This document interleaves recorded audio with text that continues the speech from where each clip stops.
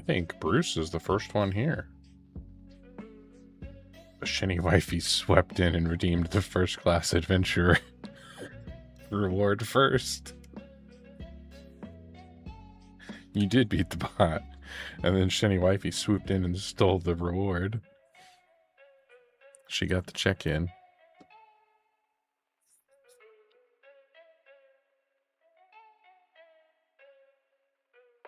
Shinny Wifey with 6 check-ins and Bruce with 4. And Shinny Wifey's been first twice. That's pretty cool. I like that thing. I like that it can keep track. I think it's pretty neat. All right, we got our little forest buddy going. I was messing around in OBS earlier, and I can't just leave that active. Like, I have to disable the add-on or the scene, or else he'll just sit there and like keep earning experience and leveling up while I'm not streaming.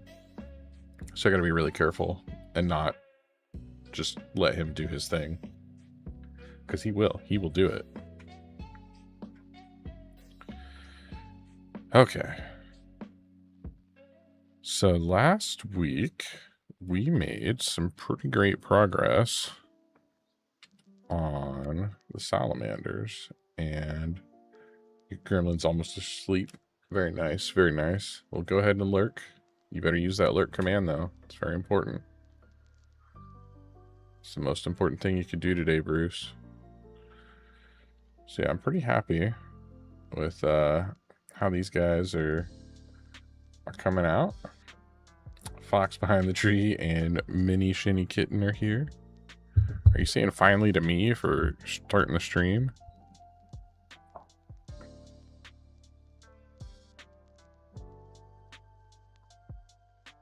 Mini Shinny, I don't think I have an exclamation mark join. Bruce does. If you do exclamation mark boost, though, you'll help the little wolf at the bottom.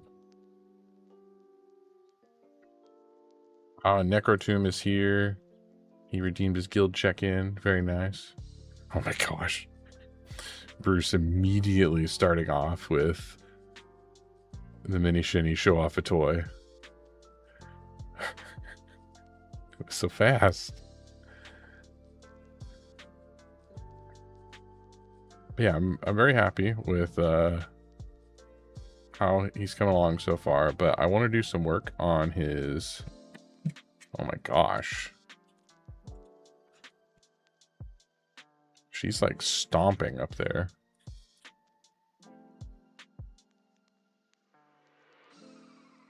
Or she fell.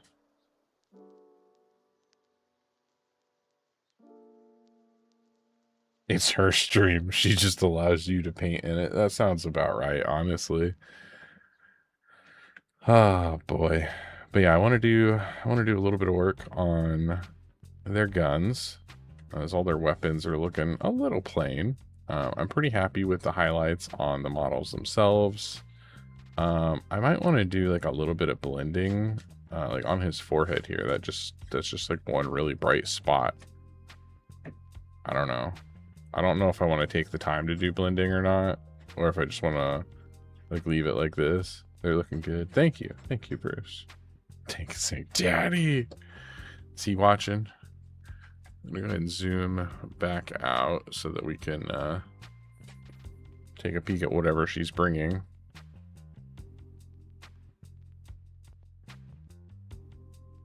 There's an ad break in 1 minute. Okay.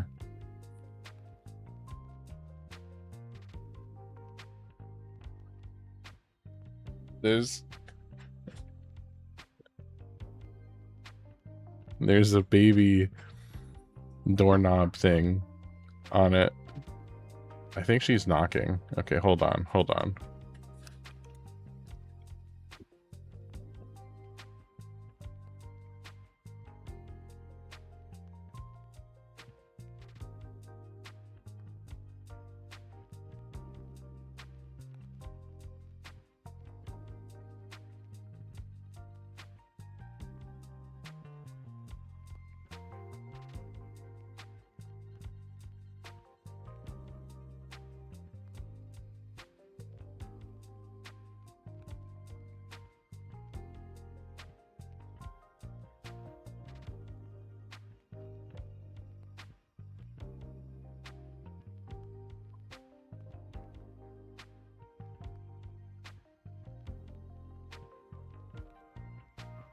Okay. I'm going to switch to this view. Hey! You there is here. Thank you for checking in. But she brought me her German Shepherd stuffy. He's pretty big, honestly. He's a pretty big boy. So this was the toy she chose to show off tonight. Hey, Wall Trooper, how's it going, man? Mini Shinny is showing off one of her stuffies. You did get here just in time. You there's here. Yeah, she brought. I mean, he's a pretty big guy. I don't remember if this one. I can't remember. Is this one named Maverick or Leonidas? I don't remember. Mini Shinny will have to remind me. She handed him to me and then ran back upstairs. So I don't remember. I don't remember what his name is. Because she has a couple of different German Shepherd ones. And so he's named after either our old German Shepherd or Shinny Wifey's old German Shepherd. Johnny, how's it going over there on YouTube? I'm setting him aside. It's well, dude. Sick dog. Is that 1-to-1 scale? Not quite. He's pretty big, but our big boy upstairs is even bigger. We do currently have a an old-fashioned German Shepherd with the long coat and everything. I don't know where they got that guy. She didn't make it or anything. But yeah, it's a well-made stuffed animal. Yeah, our boy upstairs is like around 100 pounds. Eating dinner and then going to bed afterwards. Very nice, Johnny. Very nice. Getting ready to frying pan nap my son. Well, you know, he might deserve it. Alright, let's zoom this back in just a little. And adjust the focus right about there, I think. Looks pretty good. I'm just eyeballing it, honestly. Let's do me next. Frying pan naps all around. I need a coma nap. Okay, so this I feel like needs a little bit more work. The gun is just it's a little plain, right? I want to try to do like a heat effect on here. Frying pan naps are okay, but you wake up with one massive headache. It's true. Showing off because of your stream. He's not even on the stream.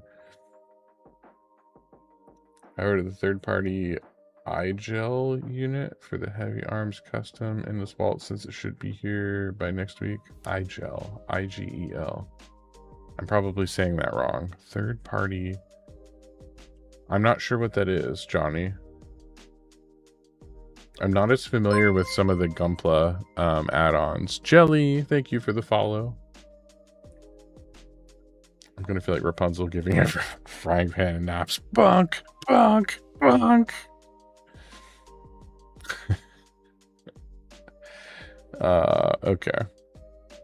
So I think if I do the little bit of heat effect that I'm wanting to do, I think that'll be enough kind of color variation to kind of break this up. Like, I don't think I need to do a whole lot more work back here. I think it'll be okay. And this guy, he looks, you know, he's in position. He could be shooting this or getting ready to pull the trigger or like actively like in process of like making the trigger pull so that flames are starting to ignite. And I'm thinking, because this is a flamethrower, I'm thinking this is like a 2-stage trigger where he like pulls it a little bit and it clicks once to like ignite. So it like clicks and like, I don't know. I'm thinking like the pilot light on a furnace or something where, it clicks and lights up. And so I'm thinking it does that. And then he pulls it all the way and it shoots out the flammable liquid stuff that makes fire come out. I don't know. That's what I'm thinking. I don't know how these things work. But anyways, he looks like he's in position where he's getting ready to shoot. So I could paint his kind of like I did this guy's, so that it's actually like hot looking, maybe. Napalm? It probably has napalm in it. That would make sense, Johnny. It probably makes more sense than whatever I was thinking. He's got a tiny hair. Oh, there we go. I got it. Okay. But yeah, so the other guy, he's in kind of that position where he, he's aiming. He could be shooting it or getting ready to shoot. So there's a very good chance that it should be hot and glowing, like this guy's pistol. And I just realized I never painted the heat tank on his red. I'll have to do that someday. Someday when I remember. Brunei, how's it going? Welcome. Okay, so we have a few of these to go. What should I... do I want to use actual metallic? I probably do. Maybe like... Just got back from D&D. Very nice. Might try this weapon bronze.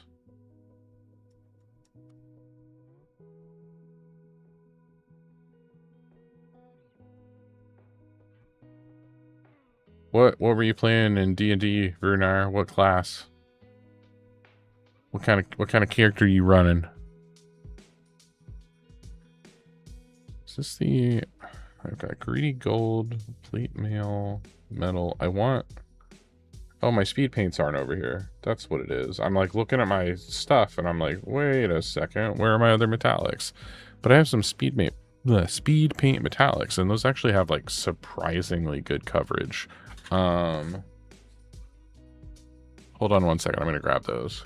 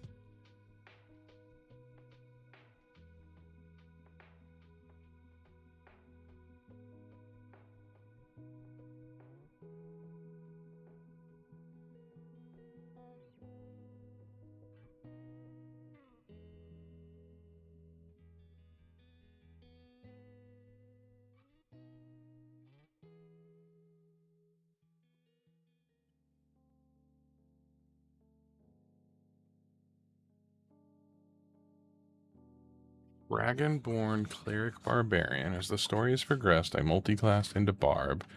As it was fitting the story arc, we just fought a blood gem golem that the DM had me paint up for him. Very nice. That sounds pretty cool. Are you guys playing 5th edition? Sorry, I had to go grab my I wanted my speed paints. And they were on my old paint rack. That's what I was meaning to say. And I specifically want the metallics because these are pretty great.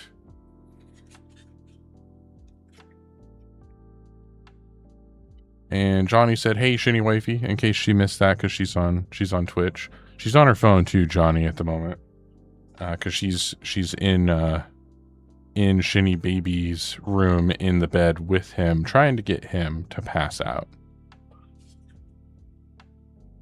so she can use all the good luck wishes that you guys can possibly give her. Because he's kind of a monster at bedtime. And the rest of the day, but also at bedtime.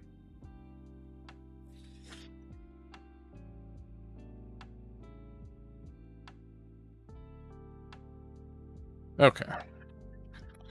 So that's out of the way. So yeah, I was looking at...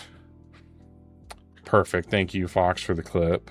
So I was looking at, you know, weapon bronze. But there's also Talos bronze, which is a little bit... It's kind of hard to see, but it's a little bit darker and maybe a little bit more reddish. So I like that one. But there's also, like, brazen copper. Honestly, that one, the picture looks darker, but the paint actually looks quite a bit lighter. That's weird. Or I could lean more into gold and go for something like glittering loot. Hank is rolling high today. My rolls are fails. Tabletop channel, want to see the blood golem? Heck yeah, I do. Hold on. Hold on. And I was also setting up some stuff that I want to try out here. Hold on. All right, let me see here. Screen share, is that going to work? Yeah. So here is the blood golem that Brew and I are painted up for his game. Did you guys win? Did you guys beat this thing? This thing looks pretty intense.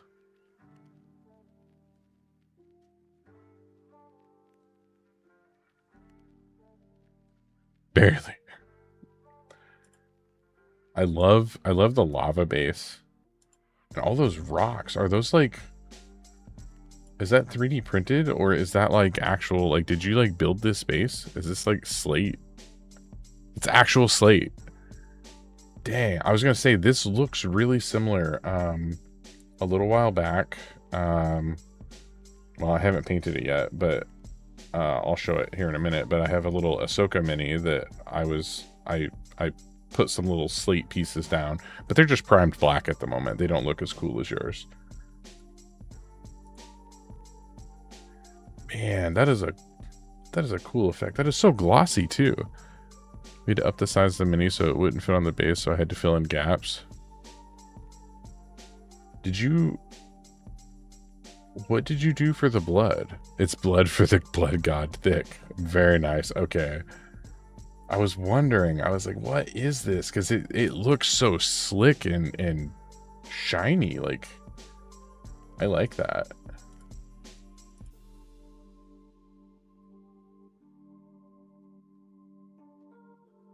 Yeah, that's a good looking mini, man. I like that. I like the, like, charcoal look that his, like, rocky bits have. Like, I don't know if is it supposed to be more slate or is it like obsidian or something?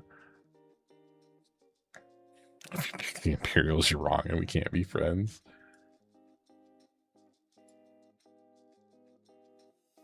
I like that. Turbo Dork, Black Ice, so like Obsidian Onyx. Yeah, very nice. That looks good, man. I like it a lot. I'm also just really glad that I got my screen share thing working.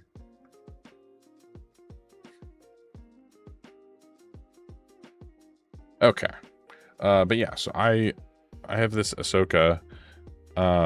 It's like the official model, but I used some slate to kind of stack up and give her, like, I don't know, a little object to be standing on instead of just standing on the flat base. But yeah, it's just black, so I haven't painted it or anything yet, and it's probably not easy to see it on stream, but it's just a couple of like pieces of slate that I glued together.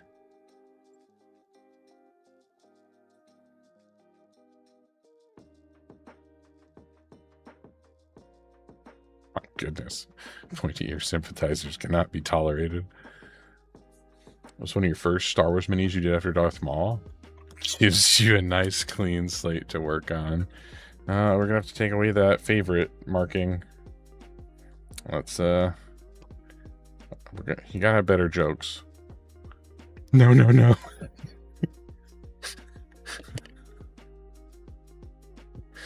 Oh man, your wife loves me though.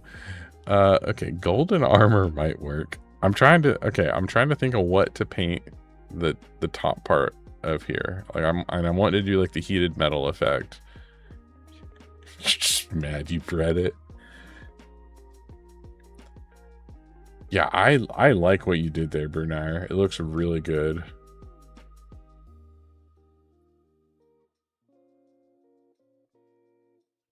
Just mad I read it a little bit, maybe.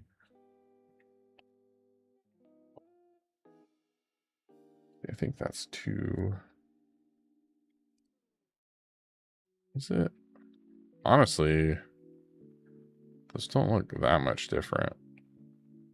Do you think that brazen copper is actually going to come out that shiny? Because like on the picture, it looks like this looks like it should be a darker tone than this one, or maybe just more red. But when you look at the bottoms, they're like opposite. Like, did they mix up my labels here? Is this one brazen copper and this one is Talos bronze? What? I don't know. I feel like this lighter color though is gonna work. I think that's the one I want. I'd use the speed paint metallics other than the silvers. I do like the silvers too. Talos is red usually. Okay. I mean, it looks kind of red, but it's just the picture on the front, like brazen copper, it looks like it should be more red. But then you look at the bottom and it's definitely not. But I think based on what I'm seeing here, this is the color I think I want.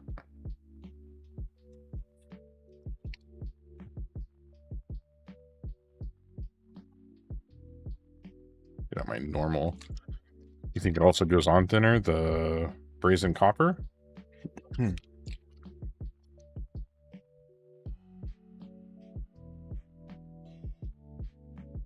Talos, okay. I used all of these in a video a while back. Johnny, have a good night, man. Thank you for stopping by. Always appreciated. And hopefully your heavy arms. Let's see, it's not the heavy arms custom, or is it the heavy arms custom that's arriving, or is it the third party iGel unit? Sorry, I wasn't 100% clear on which part you had ordered, but I hope it arrives soon for you. This is why I have the color swatch heads on at least my speed paints. You know, that does sound like a good idea. Like, I should do something like that. But I haven't.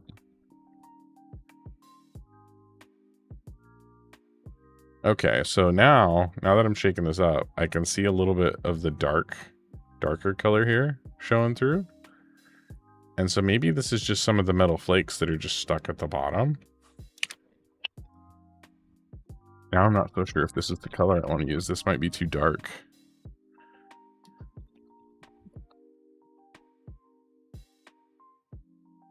That's the pigment and flakes. Yeah, because I've let these settle for too long. I mean, I've got it on I'm shaking it on my vortex shaker thingy. You just can't see it. It's out of frame.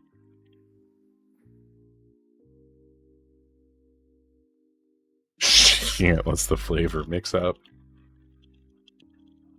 Sounds about right.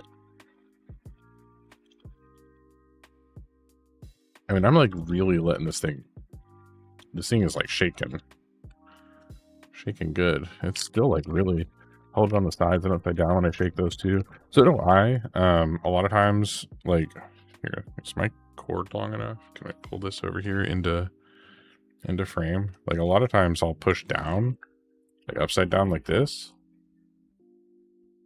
And then I'll also do kind of like not just straight on the bottom, but kind of like bottom corner.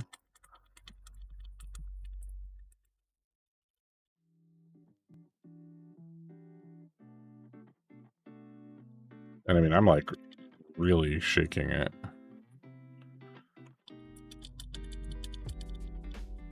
I'd bend a paper clip, pop the top off, and scrape. I could.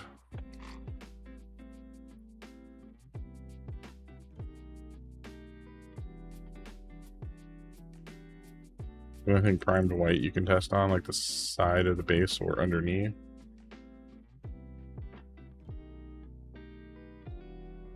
I don't know if I have anything white that I'm willing to test on at the moment.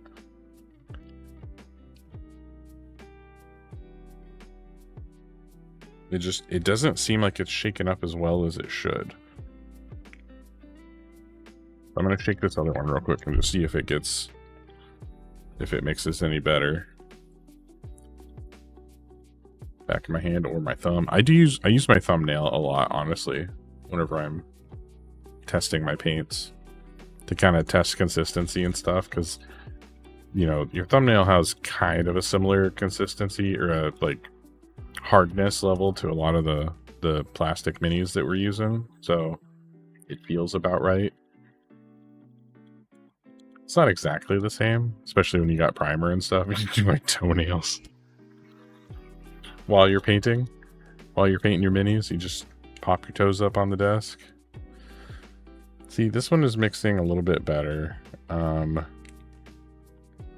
I think this is the color I'm gonna do. The golden armor.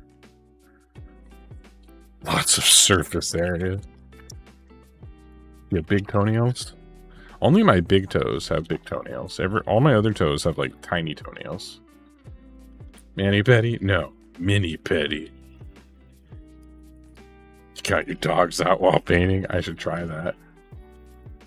Mani petty. It's going to turn into a whole different kind of stream. There's a different website for that, Bruce.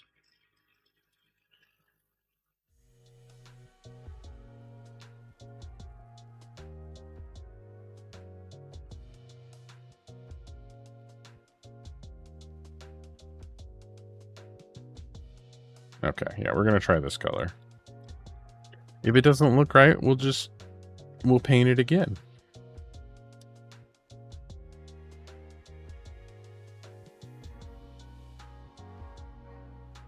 You're right, might be. I'll stream on TikTok. I don't know if that's quite the right.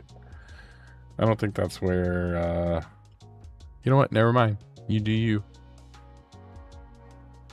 Good luck. Good luck on the tickety talk.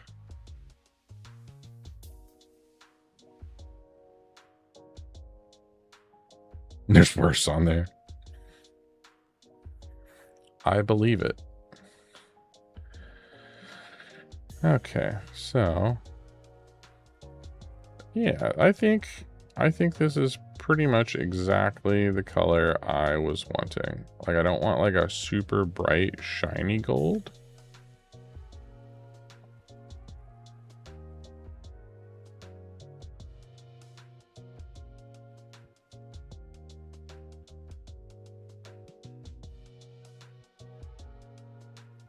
Barefoot Cam reading The Hobbit, couldn't think of a better stream. You know what? You might be onto something there, Bruce.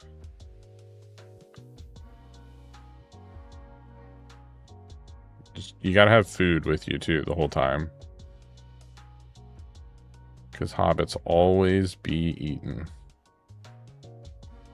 ABE, always be eaten.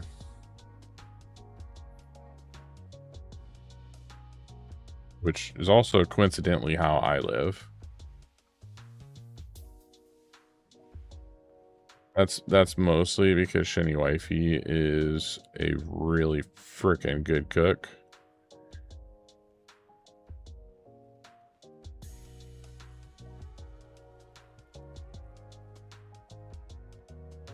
Alright, we're gonna let that set for a bit. Just potatoes.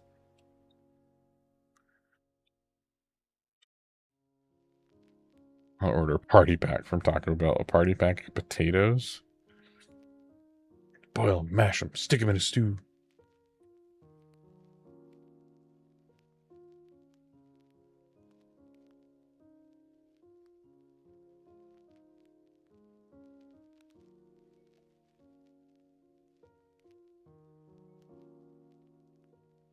How's the new gerb going? It is going pretty dang well, honestly. Thank you for asking.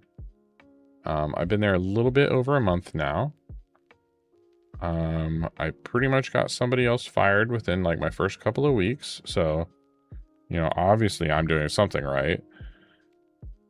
That was completely unintentional and not what, like, I just started asking questions. I wanted to know how some stuff worked, and they might not be working there anymore. It's government though, and so like even like terminating someone takes a while. Like at the moment they're just on administrative leave while they like investigate stuff. So I guess technically I got them put on administrative leave. They're getting a paid vacation at the moment.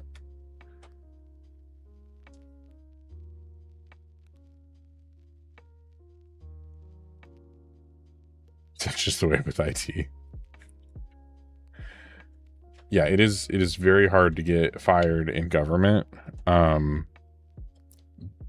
But they may have been doing like one of the few things that like really makes them mad like really quick, and they're like, no, you got to get out of here.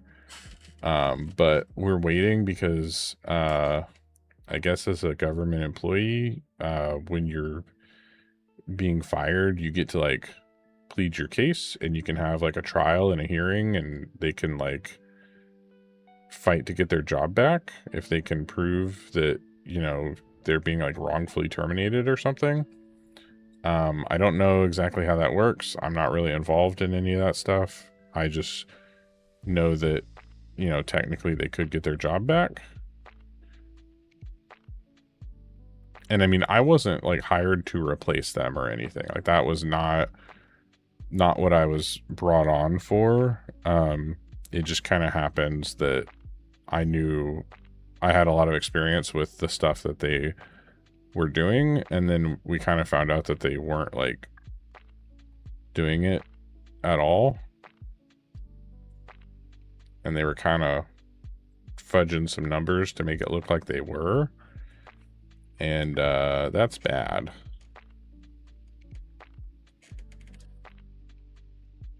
Free hobbitses. Yeah, get out of there, wifey. Escape while you can.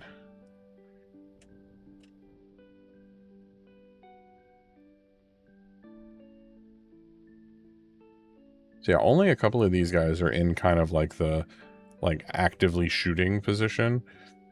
So I do think on these, I do want to try to do not just the heat effect, but like try to make it look like they're actually getting ready to torch something. Or someone. Maybe some filthy Xenos.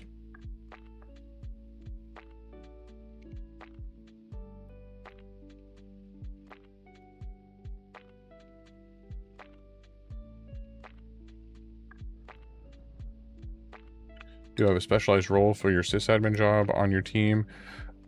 So at the moment, let's see. I'm trying to think of how I can say this without, like, I'm not worried about, like, my job is kind of generic at the moment, but, because of the situation, I'm currently doing patch management, which is what I've been doing for the past several years at my previous jobs. And so I'm fairly experienced with it. And so that's why when I started asking questions, we started finding out that things weren't good. And I don't want to go into too many details because I'm not sure exactly what I'm allowed to say, but basically patching was not being done properly and not well at all. And that's not good. 3,000 critical CVEs. So let's pretend for a moment that that number was actually really low compared to what we actually have.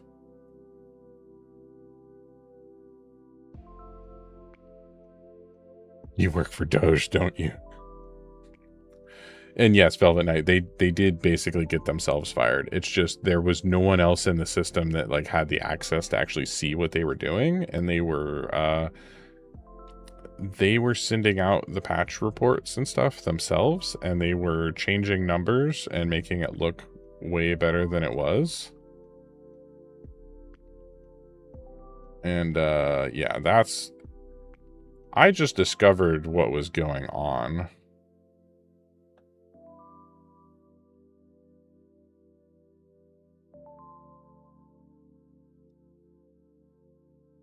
Yeah, 3,000 would be nice. We have like over 3,000 just on the servers. It's in a pretty bad position right now.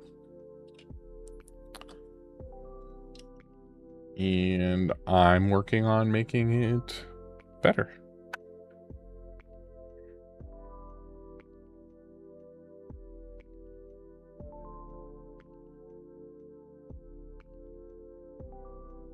Honestly, like, my biggest hurdle isn't even like they're using some software I'm not super familiar with, Manage Engine.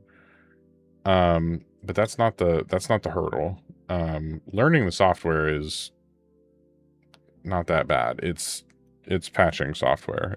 They all work somewhat similar, like they're different, but they all have a lot of the same features. So like that part I'm not worried about. But I don't know the environment. And so I'm trying really hard to make sure that we don't like patch and restart stuff that shouldn't be restarted like during the day or things like that. For example, we have like 911 call centers. I can't just, you know, reboot those PCs at any point in the day. So I have to like figure out, and those ones are a little bit more obvious, but there's other areas where I can't just, I did see you, by the way. Shitty wifey's down here somewhere. But yeah, there's some other ones that I can't reboot whenever we want. I have to, you know, be more careful. Were you trying to point out that you saw me? Yes. So I wouldn't spook you? No, in case you were thinking I didn't notice you or something. I noticed you noticed me noticing you. Is that so? But yeah, that's basically it. I don't know the environment well enough yet, so I'm trying to learn it. I'm trying to, you know, get questions answered by other areas, and I'm trying to build up some rapport with other departments and stuff. Yeah, we will show that off. Hold on. Shinny wifey, a friend's lover. I know that you know that they know that we know that they know.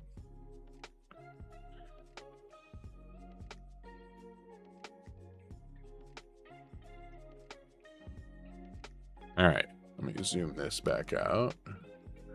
So Shinny wifey made this one the other night, and this one was for me. It has my favorite Pokemon, Growlithe, and I'm so excited. It's got a little light in the top. I mean, several of hers have the light up here. Brunei saying you said you used the E6000 on it. Did that work better? On some things, yes. On some things, yes. But I'm really happy with it. Like this one came out so good, and even like looking in from the top, like that's just so cool. There's so much stuff going on in there.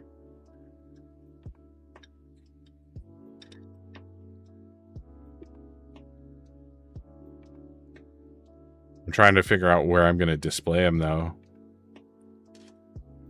He was just sitting on my computer desk.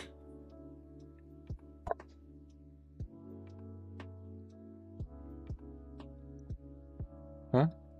Oh, yeah. Yeah, I didn't think about that. She was like, you want me to turn it back off? I didn't even think about it. Oh, there's an ad break coming up. It said in 1 minute. I don't know how long ago that pop-up was. So it's probably coming up soon. Put that back. Alright, let's set this guy. Oh, I probably should. Hold on. I forgot this guy's also got like his pistol.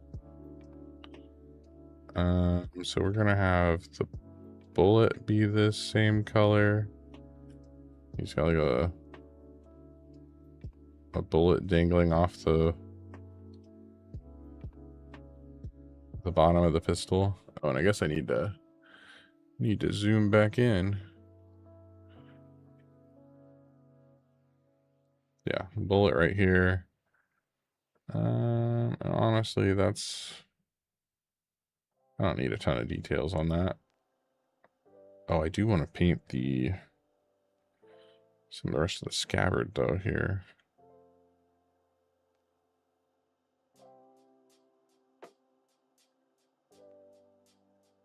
My parental units. Parental units have finally been able to join. Parental units have joined on YouTube. Hi, Mom. Hi, Dad. Shenny Wifey is greeting her actual parental units. Though there is an ad break going on, so some people may not be able to hear you at the moment. Well, an ad break on Twitch, not on YouTube.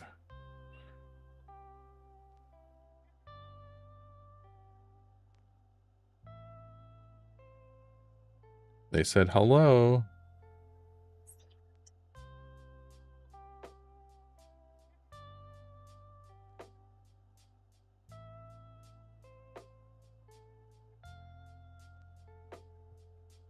This weapon, this sword's looking pretty good there. I will also need to paint their heads, the two guys that are helmetless, but I'm going to worry about that later. I'm working on their guns.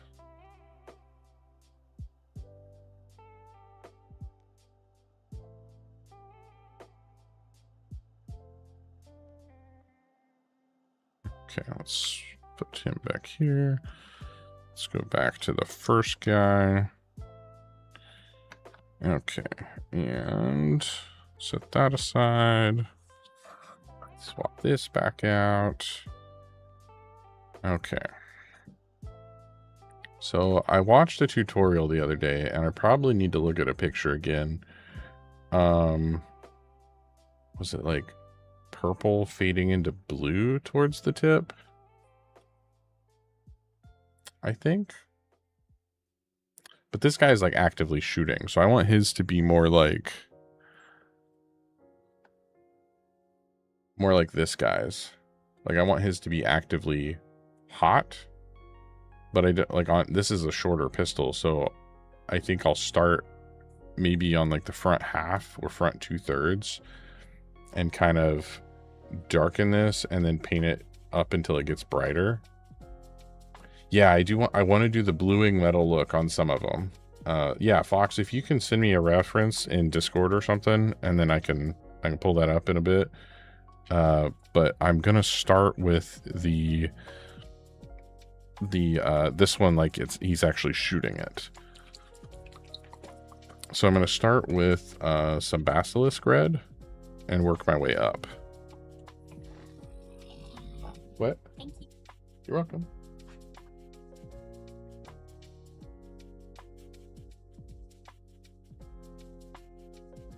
Oh, and Shinny Wifey bought some more Pokemon figures so that she can make more of those terrarium things that she's been making, because those things are awesome. I love them. And she's already sold one.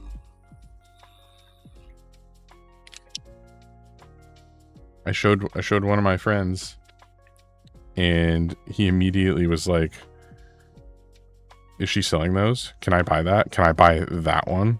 Can I come pick it up tonight? It was so fast and so funny.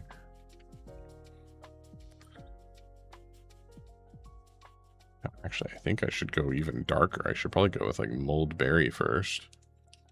Selling on Etsy? Not yet. She doesn't have, she probably will be Velvet Knight. But she doesn't have it. She doesn't have a shop set up yet. Shitty Basement's about to be a sweatshop for Pokemon jars. Yeah, basically. But yeah, we were discussing like if she should set up on Etsy, if she should like open a Shopify website or something. Like I don't know what the best route is. You There's here. Honestly, the shipping would probably be the hard part for there.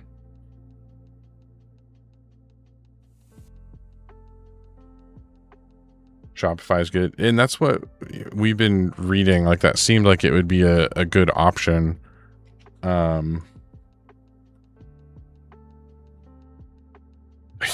that's the other thing is neither one of us are like e-commerce people, so we don't actually know what we're doing.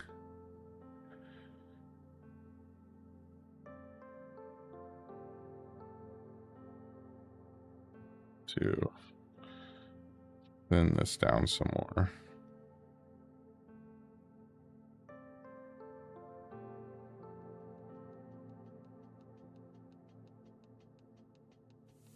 Usually is the hard part. I believe that. You probably are always running into issues with shipping.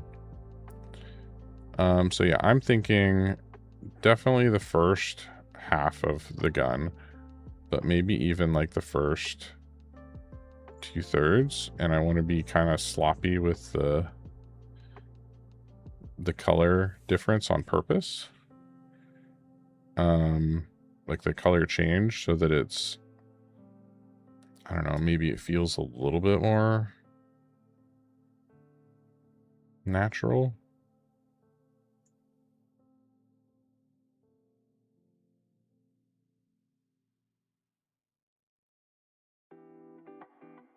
You know more, let me know. I want a Bulbasaur one. Bulbasaur was the first one that sold.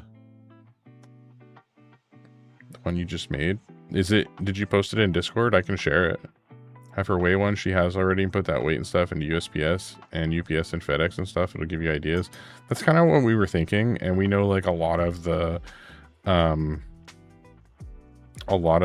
shopping website things have like ways for you to calculate the shipping, especially if you know how much it weighs. Like you can calculate your shipping ahead of time and stuff. Yes, she did. Is it in the terrain chat? Well, I just showed off Growlithe. Do you want me to go back and show one of the previous ones, like the Bulbasaur one?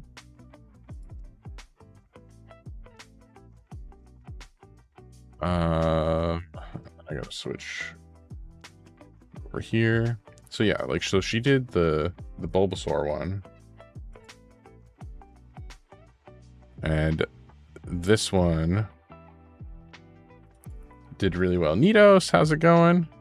And then I love some of these have like this glass top so you can actually see down into it from above. And I think it works really well.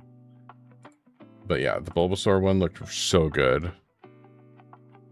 It's going bad. Oh no. An incubation chamber for Kyogre. Oh, and Mizukata said a Kyogre or Raichu. Brunei also wants a Raichu. I've been trying to remember all of these. She also did Oddish. And I really think the Oddish one turned out really good, but it's hard to get good pictures through some of these jars. Some of the jars aren't perfectly clear. It's hard to get really clear jars, if that makes sense. But yeah, Oddish turned out really well, and it looks super clear from above. Like the top window is really nice. And these little lights that she used, they've got like replaceable batteries, so you can just put like a different watch battery or something in it. Let's see, she also made some little mythical creature ones. Yeah, that's true. Some of the first ones, she wasn't really sure what kind of jars to use, so she was just grabbing them. This one also, I really love this one. With the little forest spirit guy. I like the verticality of this one. Like it's a tall jar and it's a tall little guy.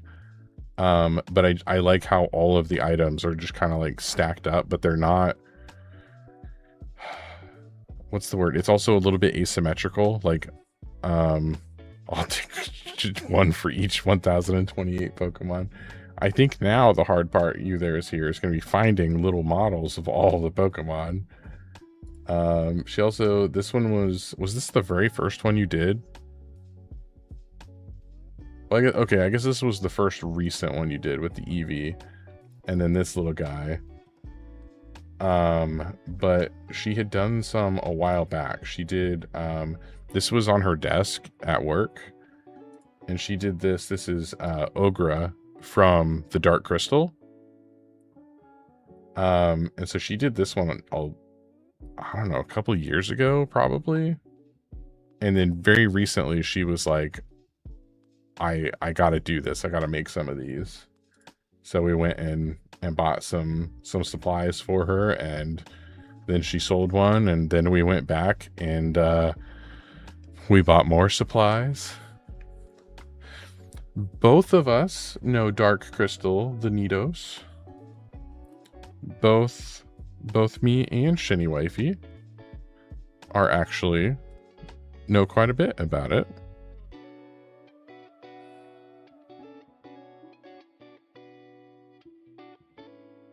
She introduced me to it.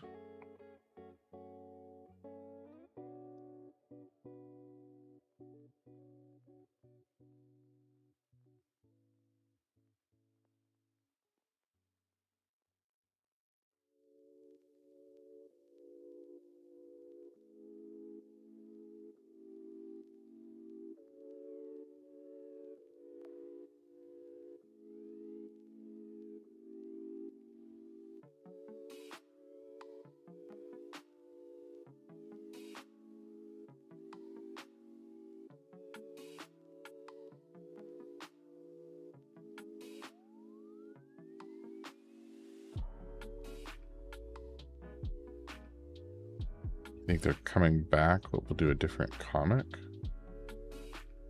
Don't feel sad anymore. Well, that's good. Yeah, the Dark Crystal is fantastic. Okay, let's see. So that was Moldberry, Basilisk Red. Yeah, Basilisk Red, and then Wyvern Fury, and then Pure Red, and then I think around that time is when I need to start transitioning into Orange. Let me see here. Oh yeah, Labyrinth is really good too. So yeah, some red into orange, and then into yellows, and then basically getting, I don't know if I got to Pure White or if I just got to like maybe the Ice Yellow is really bright there on the end. Maybe. Yeah, so those, where's my orange? Is it back? Oh, it's behind here. Yeah, so Lava Orange. This is going to be a few steps. I'll probably skip the Wyvern Fury and just go straight into the Pure Red.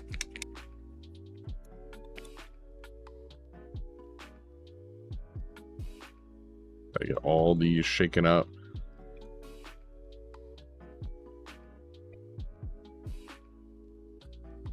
But yeah, I've been trying to help her find some of the Pokemon for her jars.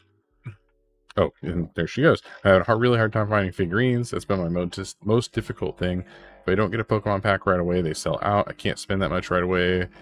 I have to sell some first. But yeah, that's the other part of it is we don't have a ton of money to we can't just go buy, 1,000 different Pokemon figurines at the moment. I mean, we could, but then we'd, not have any money.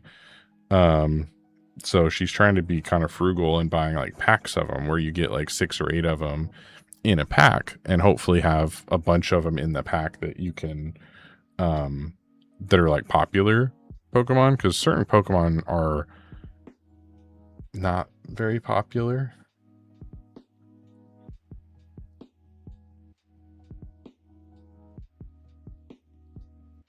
Some of them I just don't think are gonna sell as well as others. Rubbish. Yeah, Trubbish is one that I don't think would sell quite as well as some other ones. I know that's not what you're going for, but I think it's the truth. Once Pokemon got into inanimate objects, they lost me. I don't know if I can say they ever necessarily lost me, but I really only played the first 2 generations, and then I didn't have a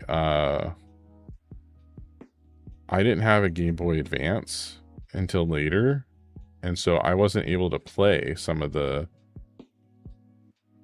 newer versions. We're gonna go ahead and start covering like all of this and some red up here, and we need to start getting this thing hot too.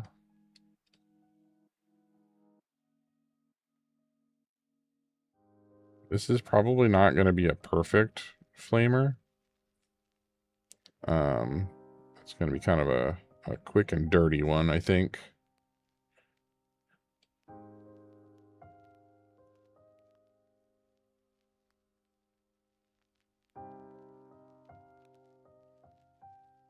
Trubbish is my fave. Oh no. Okay, I was wrong. Fox loves Trubbish.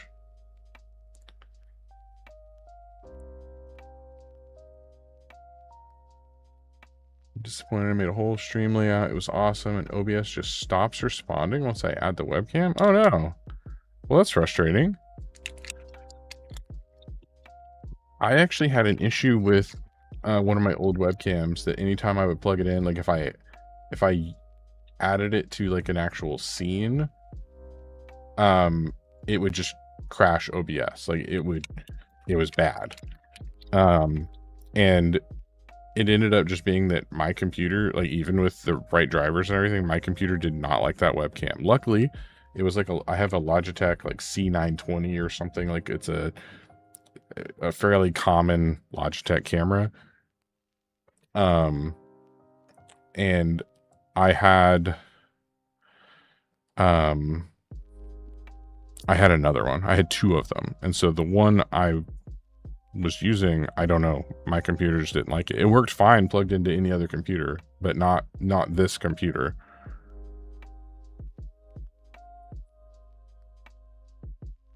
Laptop is the S word. I already had Pokemon Forest Spirits and Suit Sprites from Studio Ghibli because I found them and started putting them randomly around the house in the cars. She did. They're everywhere. There are some in my car. Actually, I think there's only one in my car.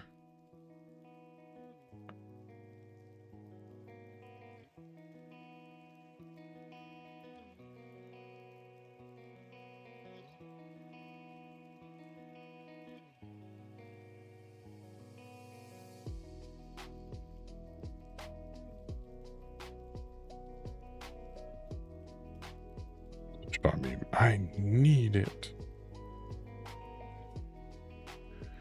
Yeah, there's on my computer monitor, there's a soot sprite. A soot sprite. Gosh dang it. There's a soot sprite just kind of hanging on the side of one of my monitors. Just peeking out at me.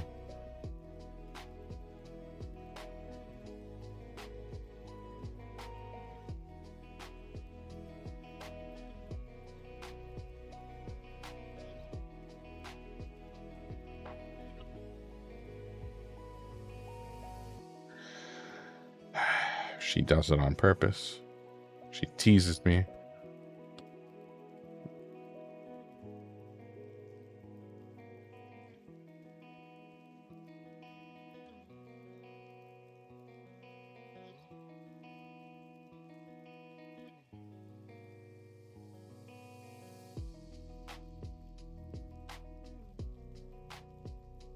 With love. It's probably true.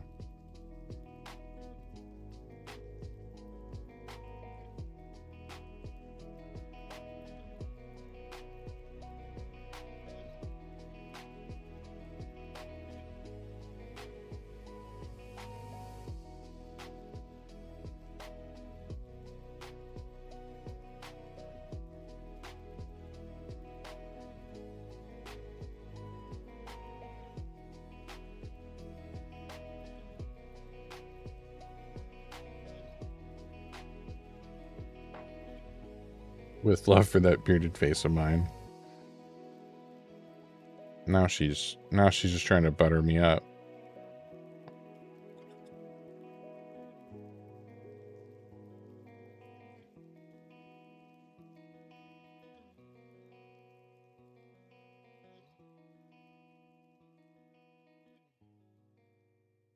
That yellow does not look that much different than that orange.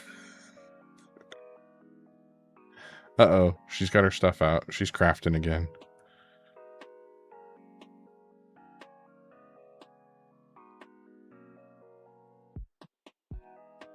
All right, next yellow.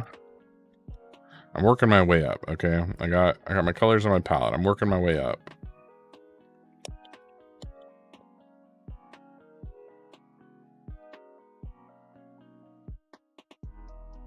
It's more yellow than I wanted. Playing Power World for the first time since it opened for beta. It's 10 out of 10. Ooh. I've never played it.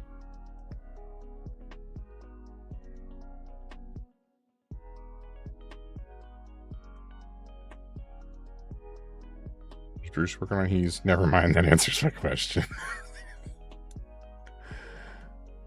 What timing? Okay, there we go. This yellow stands out a bit. This yellow, I can clearly tell, is a different shade than the orange.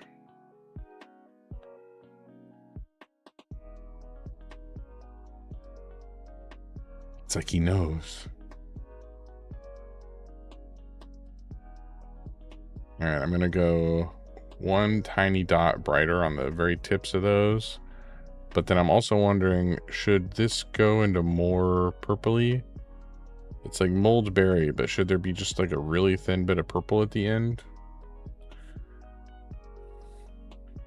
Me working? No. In Power World, you can capture trainers and create your own personalized slave mining camp. Hooray! He's not wrong. You definitely can do that in Power World. It's like if Pokemon was kind of dark and didn't have like labor laws and stuff.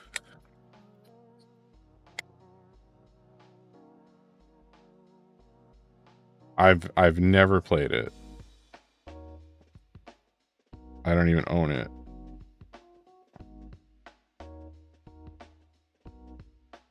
But it's always looked kind of wild.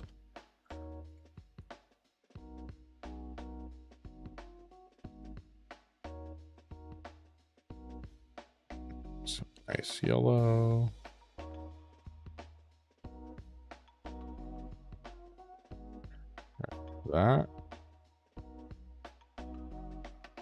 That looks pretty hot, right? At the end?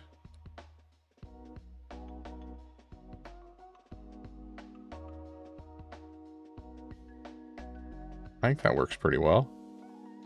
Pokemon is dark. Gen 1, you had the Pokemon Cemetery Tower. Then in Gen 2, they straight up gutted it and made it into a radio tower. You're not wrong. You are not wrong at all.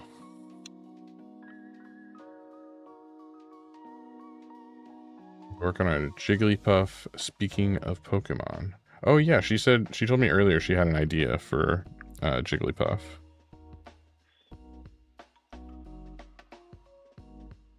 Let's mix more.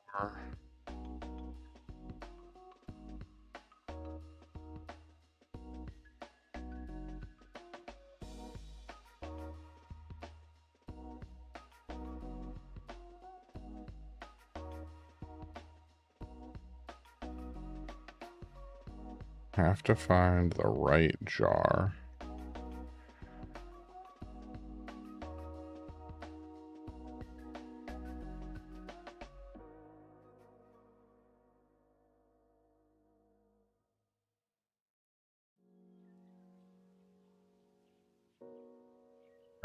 Round jar. Round jar for Jigglypuff because she's round.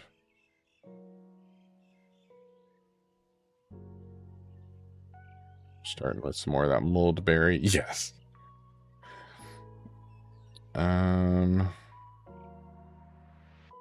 Okay, and then Fox, you sent me a reference, didn't you?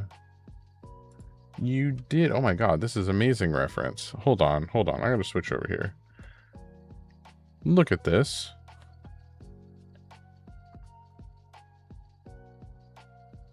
This isn't even just like a picture of like the finished thing to be like, here's the colors you should be using. This is like a literally do all these steps.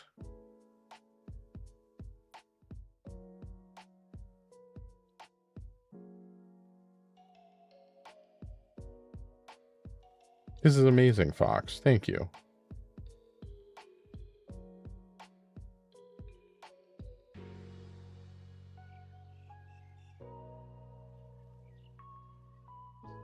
Okay, let's see here. Ow, I'll be here all week.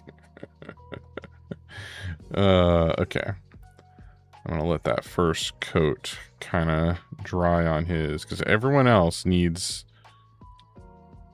whatever this is going on. Okay, so at the very end is black. Abaddon black and water. I wonder, can I just like, you think I can just use some Nuln Oil on the end?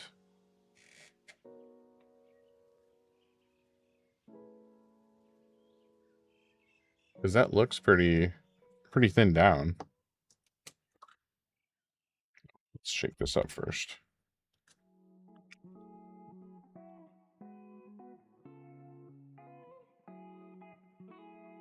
First step, shake the bejesus out of it.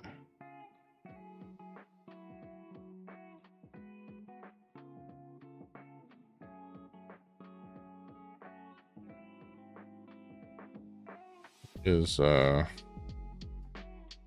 brush too wet? What is going on here? It was not getting nearly as much.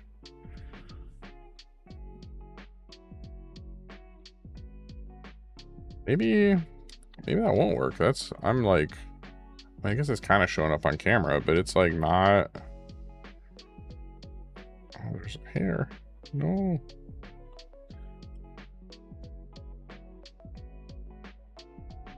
This is like one of the few times I actually want it to pool up a little bit. Yes, that's what I'm thinking. It might not be dark enough.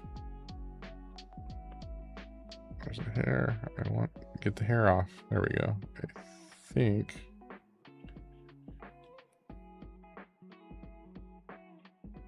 Yeah, I do have some contrast. Hold on.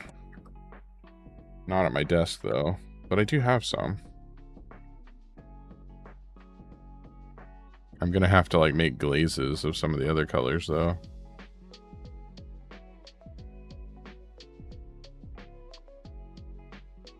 One second.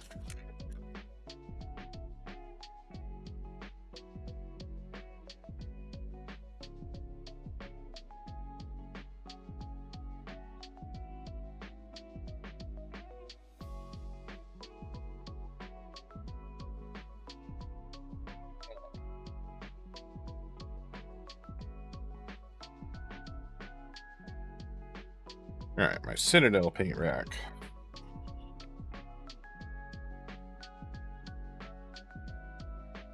Oh my god, hold on.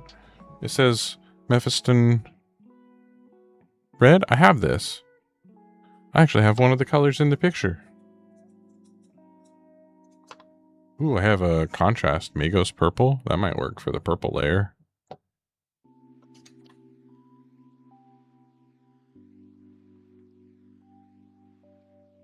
And is it Abaddon or Abaddon? Abaddon? Hydrate, hold on. That one's not a contrast though. I have Black Templar contrast. Ooh, this is like almost empty.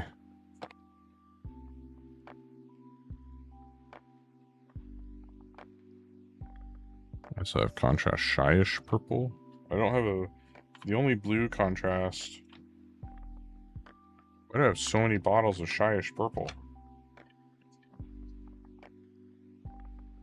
The only blue contrast I have is this like Aethermatic blue that really needs to be shaken up. But I used to use this for plasma. Both. Abaddon.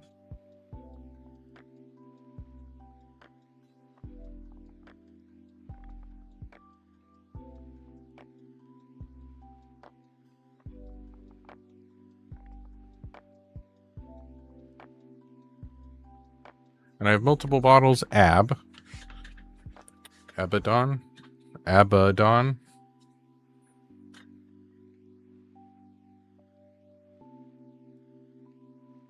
Look, I can say things sometimes.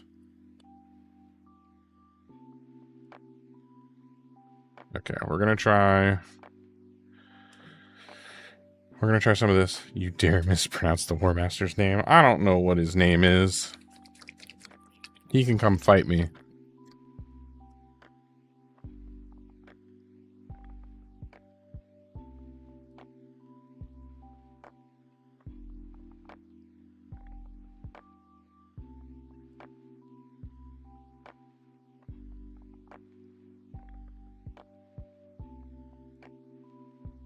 Alright, let's see if some contrast Black Templar. Oh, that looks way darker. Maybe even too dark.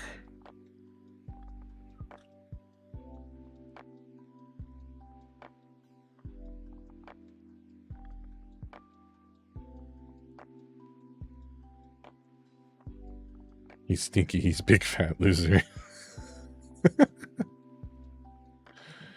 Brunire is boosting the wolf spirit guy to help him with his little village. Alright, that might be too black.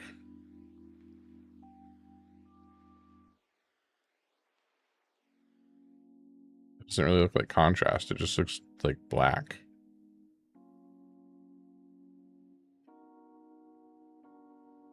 How to mix with water, now you tell me.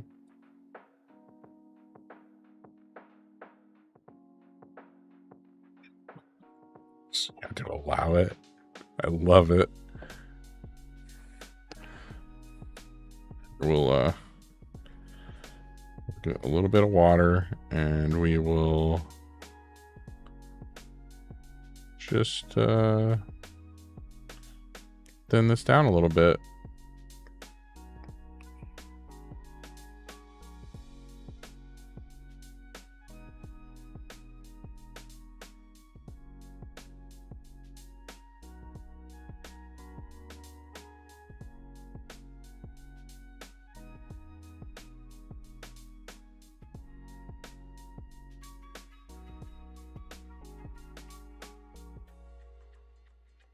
There we go.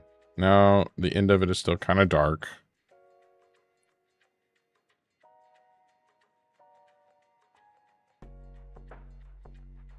Yeah, we'll go ahead and we'll do all three of these like we're pretending to batch paint.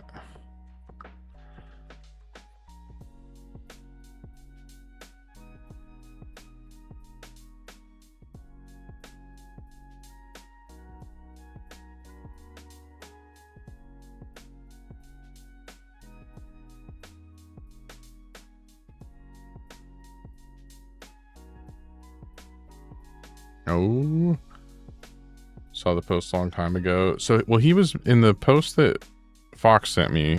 He was using a Abaddon. I feel like I'm still saying that wrong. Abaddon black mixed with water. Abaddon. Yeah, so I was saying it wrong.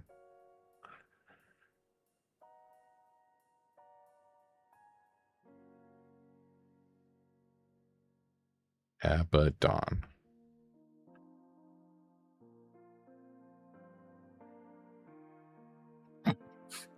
Everyone's just going to be correcting me all night.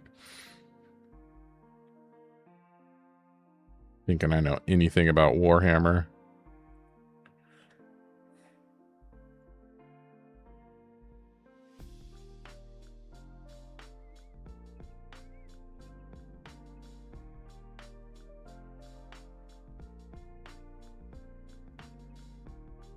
Abaddon is a bad one.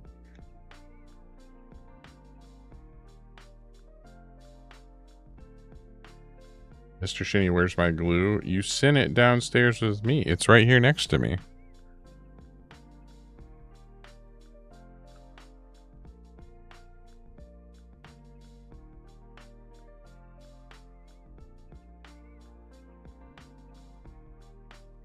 Your E6000? Premium. No. Abaddon. Don't listen to those Warhammer noobs.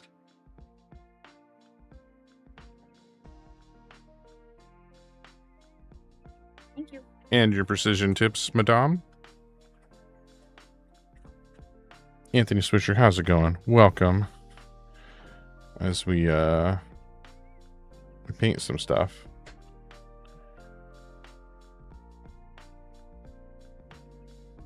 All right, I watered down the contrast a lot more, and this looks better, I think.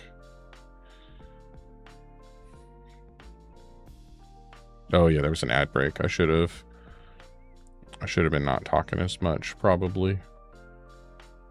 He's a loser, dude. He's in Night Lord's omnibus, and he acts exactly how you'd expect.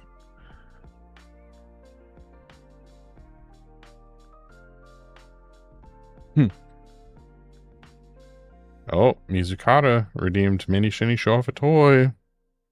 Oh my gosh. Shinny Wifey had me hydrate earlier, and I didn't do it.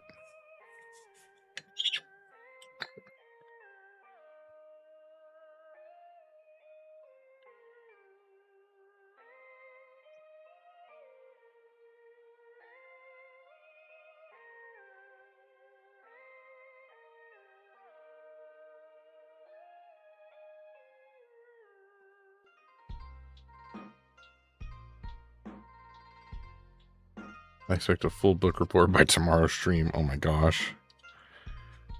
Okay, so black, and now blue. What blue? Cantor blue. That looks like a pretty...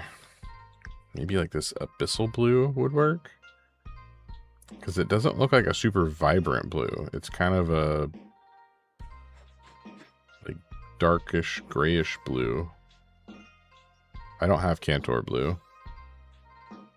Do I?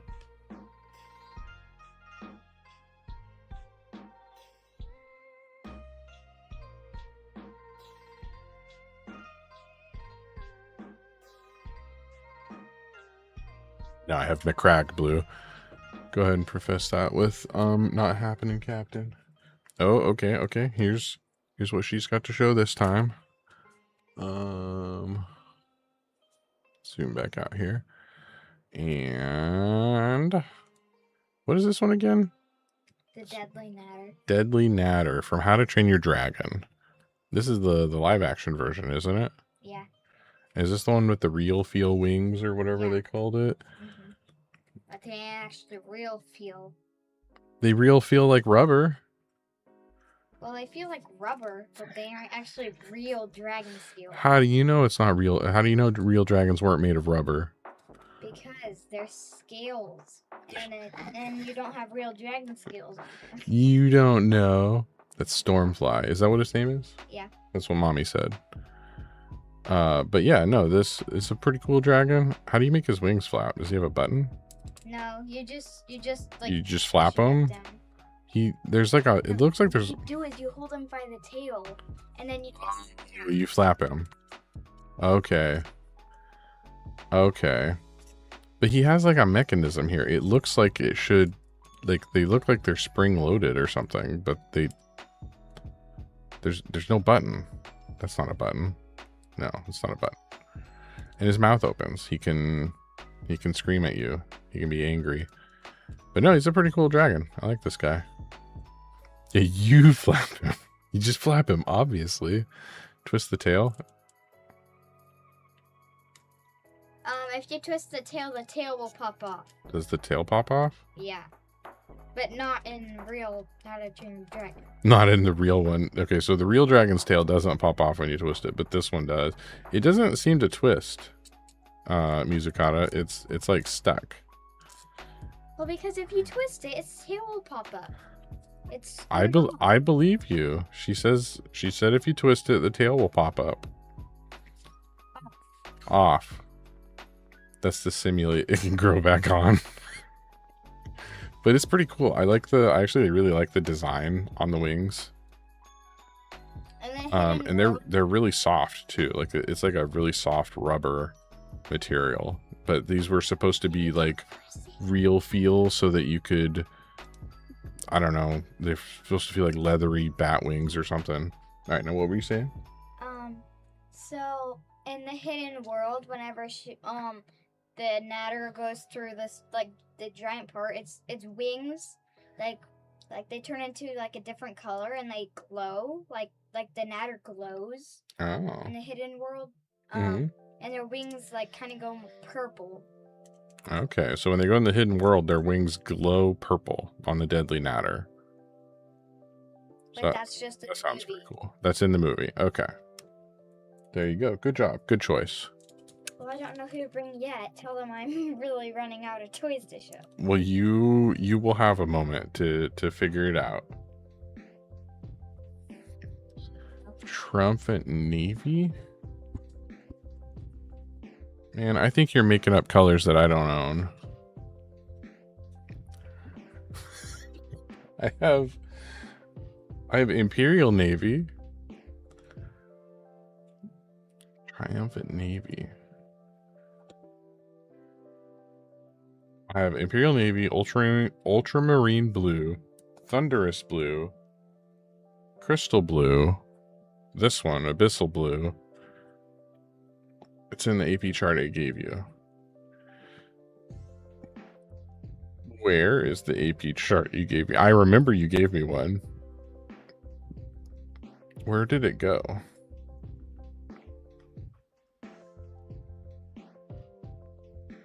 Did you post that in general? Oh wait, did I download the chart? Did I download it? I think I did. I was a bad kid. What did I tell you about making up imaginary colors? Oh, there we go. He just sent it to me again. Perfect. Oh, I did download it before. Because it has a 2 in parentheses next to it now. Okay, hold on. I gotta zoom over here. We're gonna switch over here so you can see what I'm talking about. Alright, so we're gonna zoom this in a little bit. You said Triumphant Navy. That's a really dark... Okay, well the darkest I have is Imperial Navy, which is next to it. It did not look that dark in the picture that Fox sent me. Hold on. Here. This Cantor Blue. I mean, I guess it looks kind of dark there, but it really doesn't look that dark here, but it's probably because the purple is kind of mixing on top of it a little bit. Cantor Blue is dark. It's the base color for Crimson Fist. Oh, okay. Yeah, so the closest I actually have is going to be this Imperial Navy.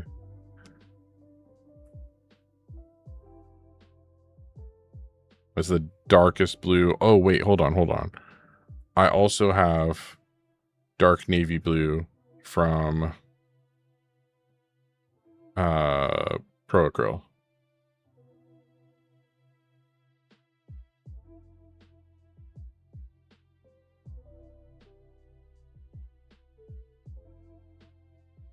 Which is not on this chart.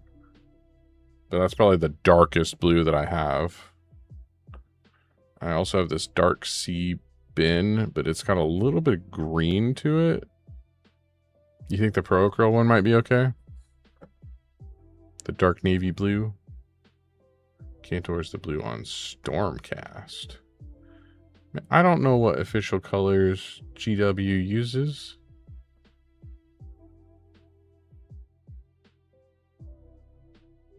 Also, Anthony Swisher, I am so glad that like the only red versus blue references you remember are all from like the first episode. That's my favorite part about all of that. Though to be honest, that first episode is just pure gold.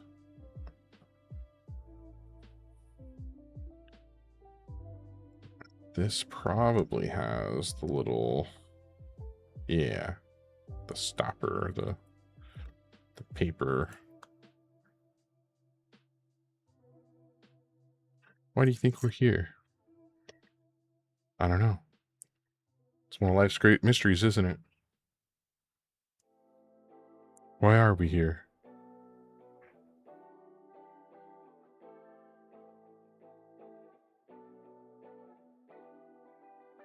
It's like some cosmic coincidence. Getting blue all over my fingers.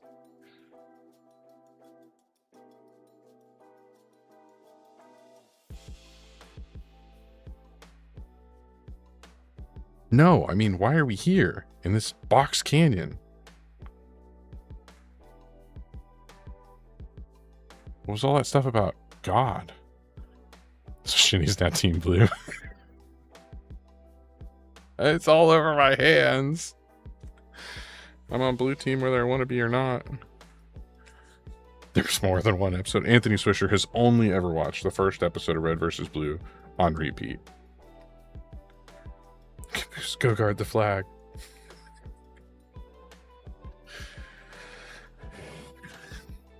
See those two toe hooks?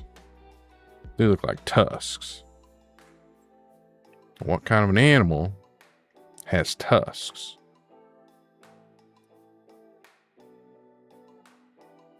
A walrus.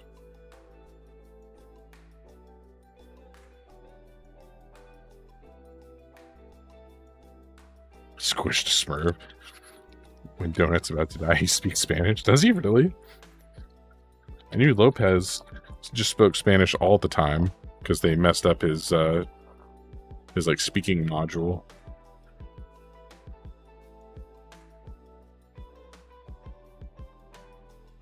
I remember Donut speaking Spanish, though. That's hilarious. At the ship, I think, or was ghosted. Donut? Got a chip? It's been too long. I gotta watch Red vs. Blue again.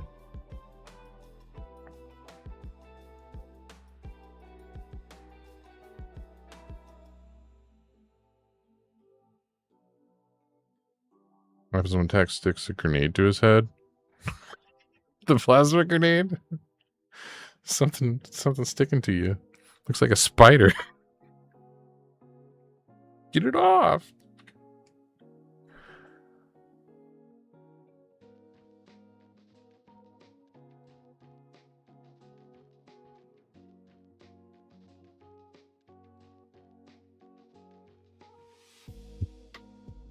It sounded like Judgment.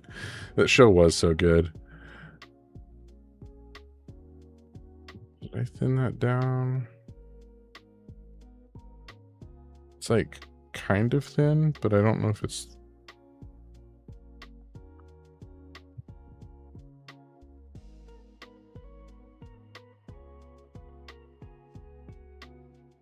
We're just gonna wick some of that up.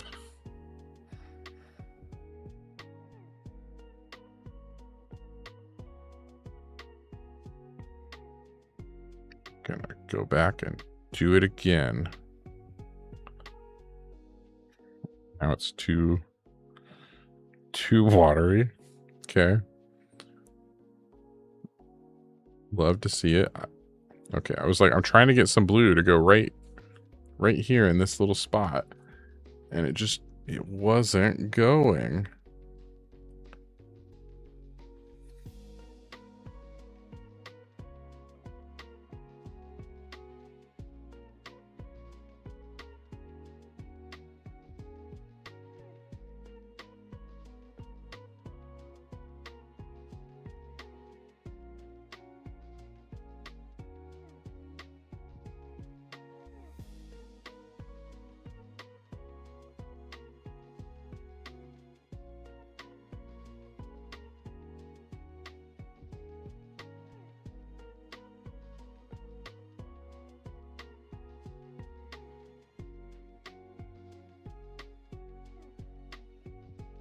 Is that a new Space Marine model? This one? I mean, I've been switching between like 3 different ones.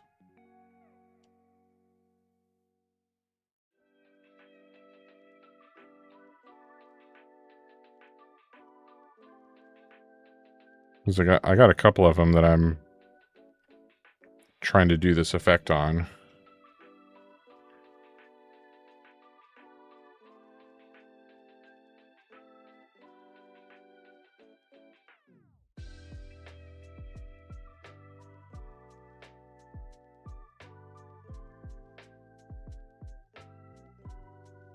You mean new skull? Yeah, it's like the new models they put out. They went back to those older helms. They look good. Oh, no. These are the Infernus Marines, the push fit models when they first came out. I just didn't use the actual helmets on most of them and used older helmets I had from my old Tactical Marine box.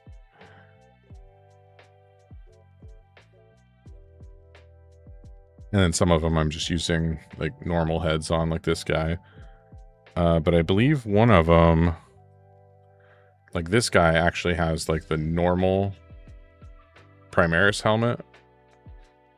And then the other two, the other two helmeted guys, I put older tactical helms on. That guy and this guy. I do like those old helms. I wanted to kind of mix them up a little bit, so they weren't all the exact same.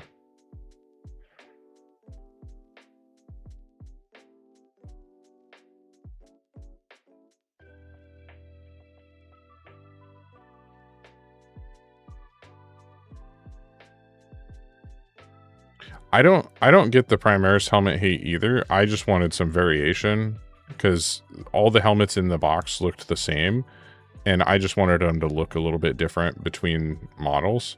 Because I don't really plan on making a lot of Salamanders. But like almost all of my Black Templars, like if I bought them as Primaris models, they have Primaris helmets. But I will say a lot of the Black Templar models have like the more Crusader style helmet, and I love those.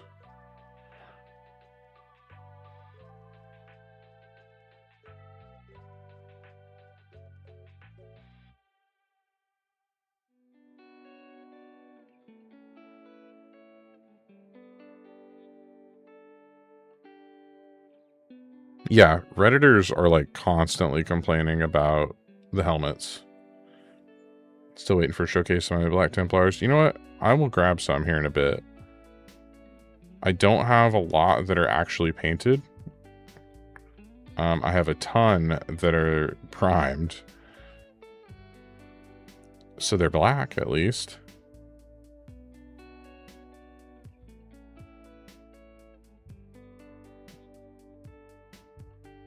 Finish this blue real quick, and I'll actually grab a couple of them. I probably only have like a handful of like full squads that are even painted. 2,600 points to Death Guard still in their boxes. Oh man. That's rough, buddy.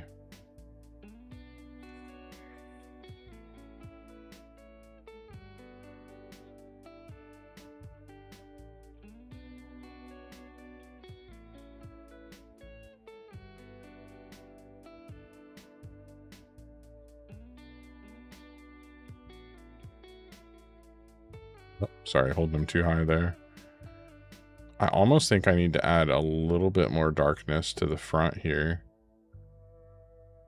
But I'm not sure. Promised the fiance wouldn't paint them until we moved into the new house. Okay, that's a little bit better.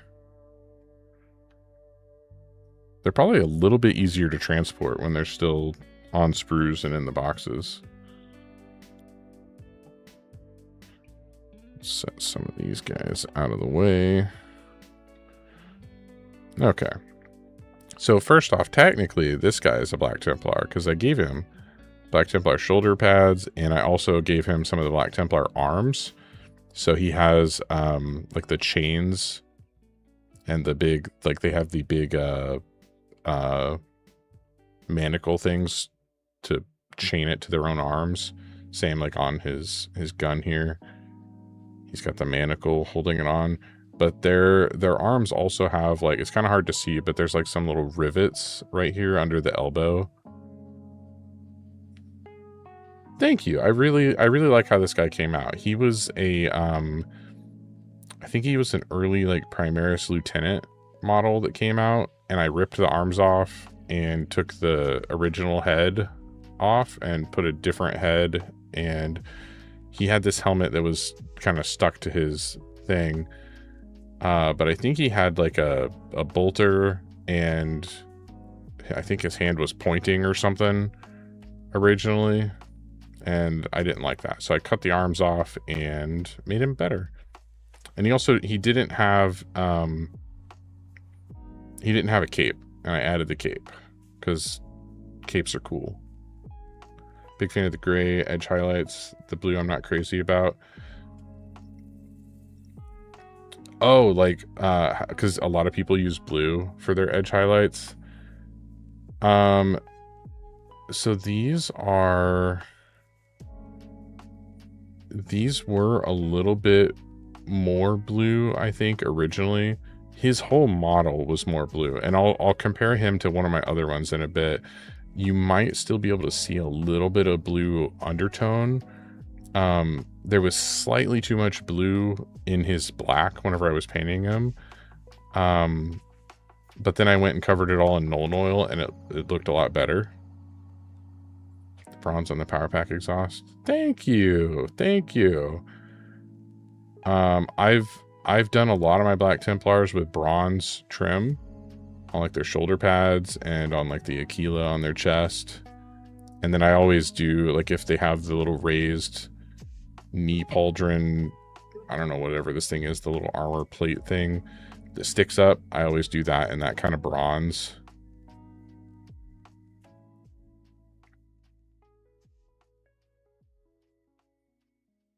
Yeah, I like how he came out. I'm pretty happy with him. He's not done. He was kind of a test model. I was testing some new ideas with him, like the heat axe and the hand flamer.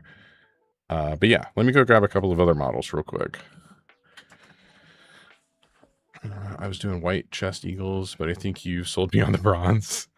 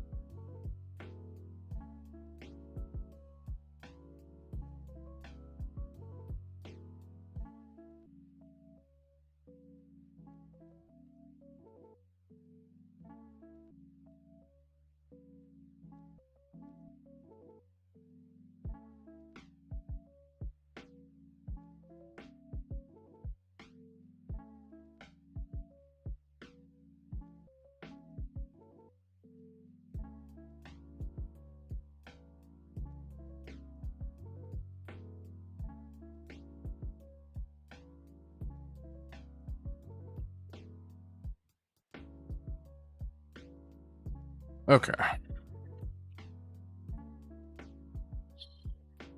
Zoom back out here. Let's start with... I have a couple of squads. Actually, we'll zoom back in a little bit here. I have a couple of squads of just plain Primaris Intercessors. These guys, I was still doing everything kind of grim dark at that point, so they have a little bit of highlights. And some of it is blue-gray. It's still gray, but it's kind of starting to lean into the blue a little bit. But this was back when I was still adding like a ton of washes to everything I painted. And I was using some really light blue paint for the eye lenses. But I actually have a full squad of these guys. Let's see, here's the 4 helmeted. These guys are all just like the push fit ones, and as you can see, they're very dark. They don't stand out very much. And to kind of mark them as a squad, I painted each of their right knee is red. So that was like the distinguishing mark in case I painted more of those guys. And then the sergeant is right here, and he is also pointing. And I think I might have overdone it with the highlights on his hand here. That actually looks a little weird. But overall, I'm pretty happy with this squad. But again, his highlights look extra blue compared to the other ones. It's almost like a weird, like, neon glowing effect on him. But yeah, I'm pretty happy with those guys. Those were some pretty early ones. I had painted some tactical marines before this, but these were some of my early models that I painted. And then here is a venerable dreadnought that I painted up, kind of going with my same. He's actually not quite done because I realized his little banners, I didn't do any weathering or anything on them, and they're just plain white. So he could actually use, oh, and his skulls, they could use some work. But overall, he was a lot of fun. I liked doing all the bronze trim and stuff on this guy. Actually using the squad indicator so they don't get lost in the horde of minis is something I should have done. I like doing that. I even try to do it with some of my Star Wars Legion minis, but sometimes it's harder, like especially on like stormtroopers. Here is another dreadnought. I believe this one is not venerable. I think this is just a normal dreadnought. And this one I painted a little later, and I was trying to do some like edge highlighting and stuff because he had much more of like the boxy shape. What bronze? I think it's Balthazar gold. One second. I think yeah. Balthazar gold.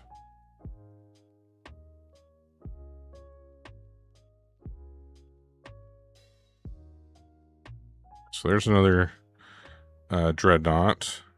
Here is a chaplain I did. Let's zoom back in just a little bit here. Focus. And I put a Reaver helmet on him because I thought it looked cool.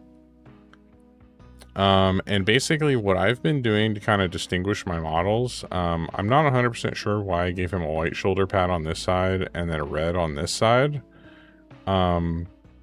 Usually if it's more of a melee oriented character, I give them red shoulder pads. And then if they are more of a shooty character, I give them white. So I really don't know what I was thinking with this guy, but I absolutely love that he just has all these purity seals on his backpack.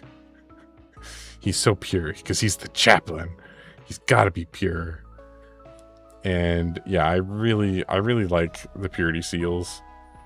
But yeah, no, I like this guy. This was a cool model.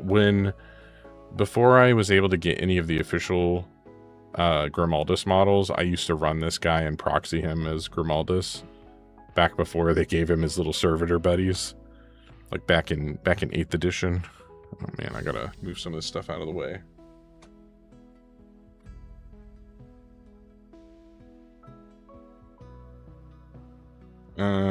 My Emperor's Champion is not quite finished, and I've honestly kind of wanted to go back and like fix him. I don't like his eye lenses.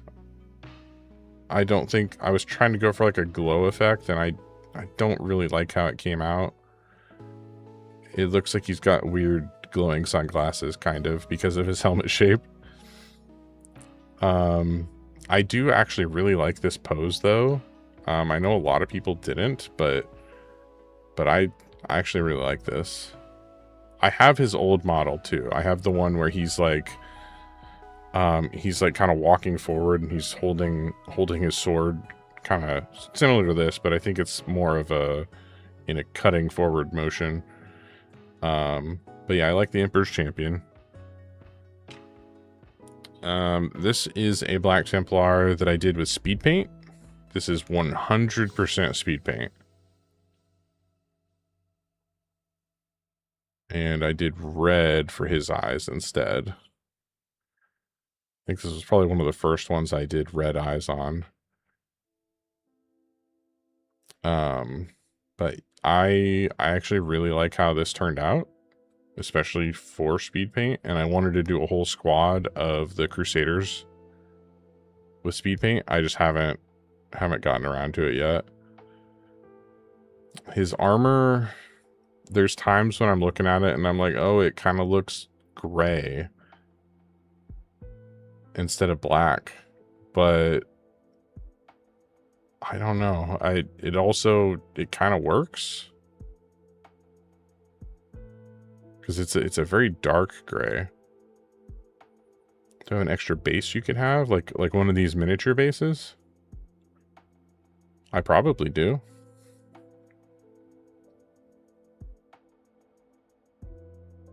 Here's one of the neophytes from the Black Templar Crusader squads. Use Martian dirt for your Templars. It looks so good on them. Very nice. And this was one of the very first times. Let me really zoom in here. That I painted the eyes on a model, and I was so freaking happy with how his eye turned out. Sorry, I'm trying to hold this guy steady.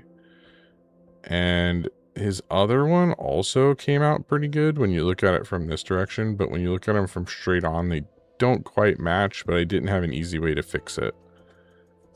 So just don't ever look at them from straight on. Look at them from like here.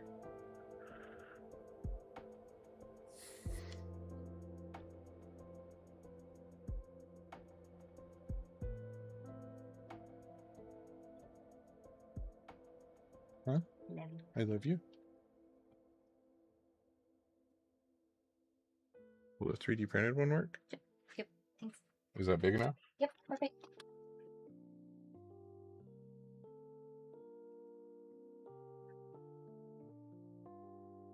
She'll see that you said hi. And I do have Helbert somewhere, but he's I think he's in a box. And then the last model I was going to show off, new follower, Asmodai, is that what that says? Asmodai00 is now following. Thank you so much for the follow. Whoops.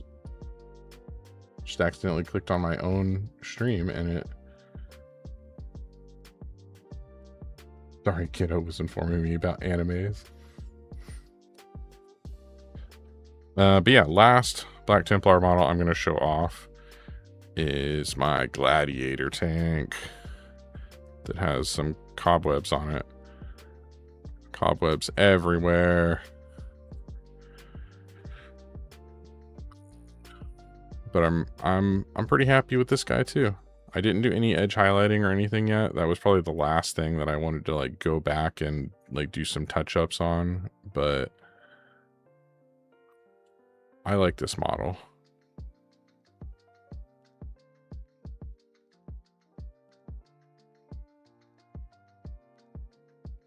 I've only used it like in 1 or 2 games.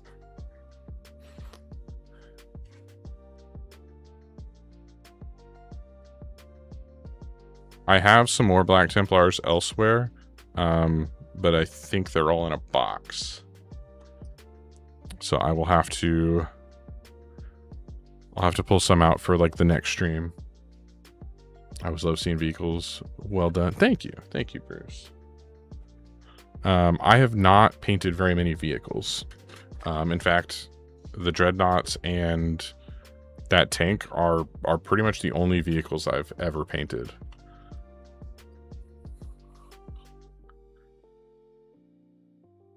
I just dropped an intercessor.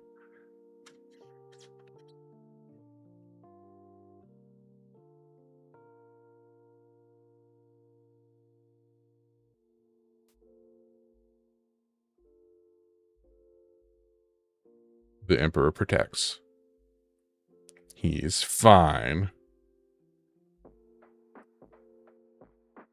Starting to think my white shoulders are for the birds. I'm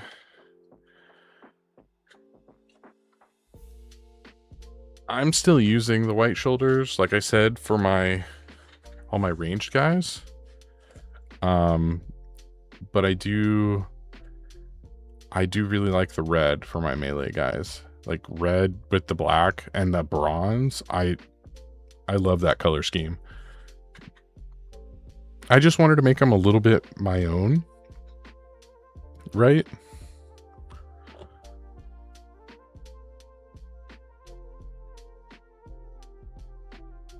Let's see here. Where's the picture? Xerius purple? That looks like kind of a bright purple. I wonder if the Magos purple that I need to shake up, contrast paint, I wonder if this will work. There's an ad break too happening, so I don't want to go too crazy with asking questions. But I'm going to go ahead and shake this up. Which one did it say? It's Xerius, Xereus purple plus water.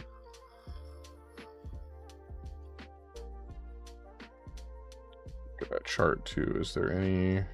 Where are the purples?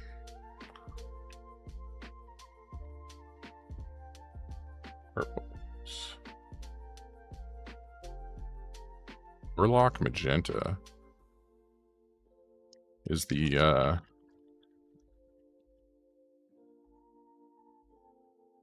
army painter equivalent. I've always used Ultramarines, Magos, and I think one other shade. I don't think I have Mage Cast magenta. I don't have Warlock magenta. Man, Mage Cast is like one tiny shade darker than Warlock.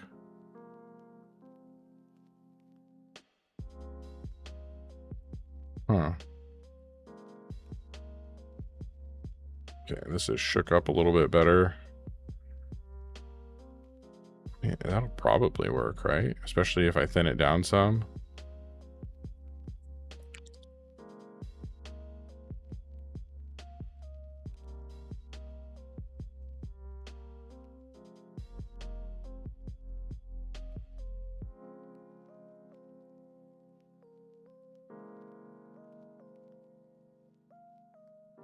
Magos is probably closer to the added watercolor with Xerius.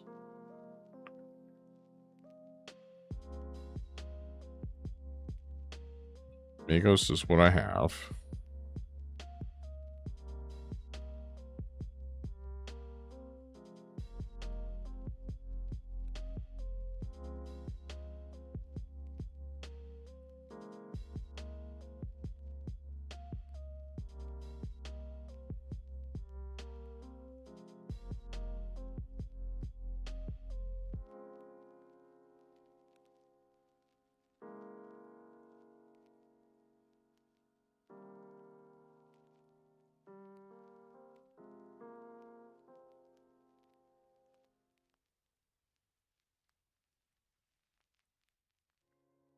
It's out of focus.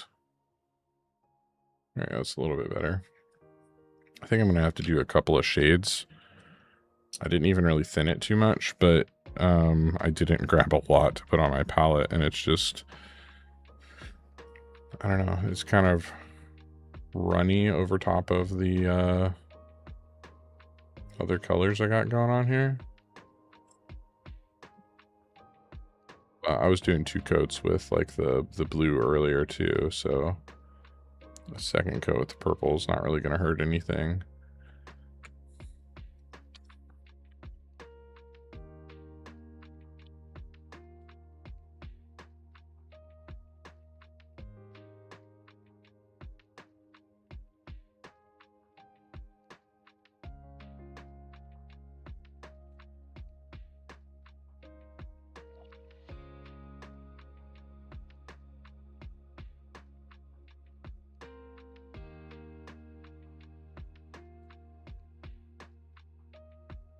It is kind of starting to give that like metallic transition of color there.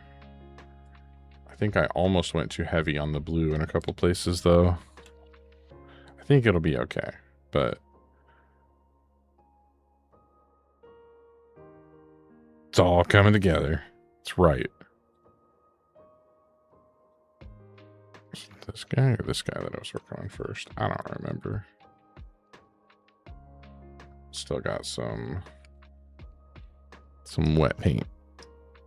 So let's try this guy. These guys were just a little heavy on the flamers. There's no such thing as being heavy on the flamers when you're dealing with Xenos. Just saying.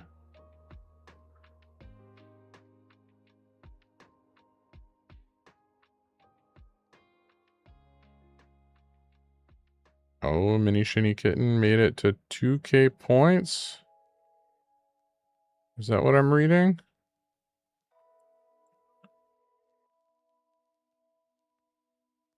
And then she lurks.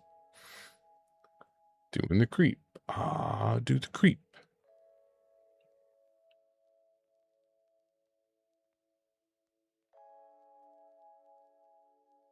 Actually, I do think that looks pretty good. I almost think the very tip needs to be just a shade darker, though. Maybe not.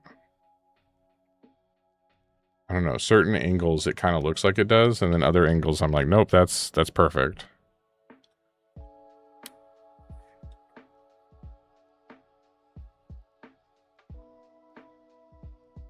Mizukata with the guild check-in. That's a late check-in.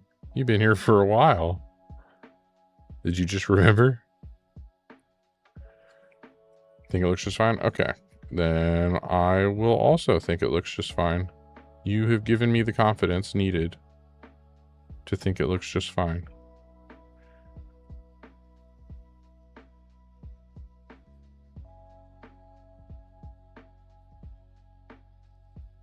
I forgot it was the thing. Making trains with Mom, watching a bit. Good. Good. I'm glad. I'm glad you're making stuff with Mom.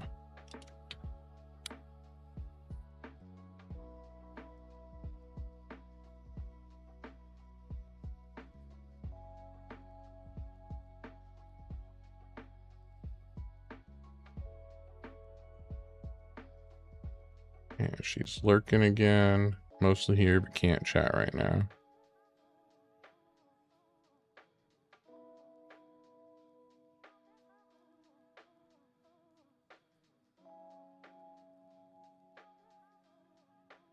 That one I think looks pretty dang good. And then I think lastly he used some red in that tutorial.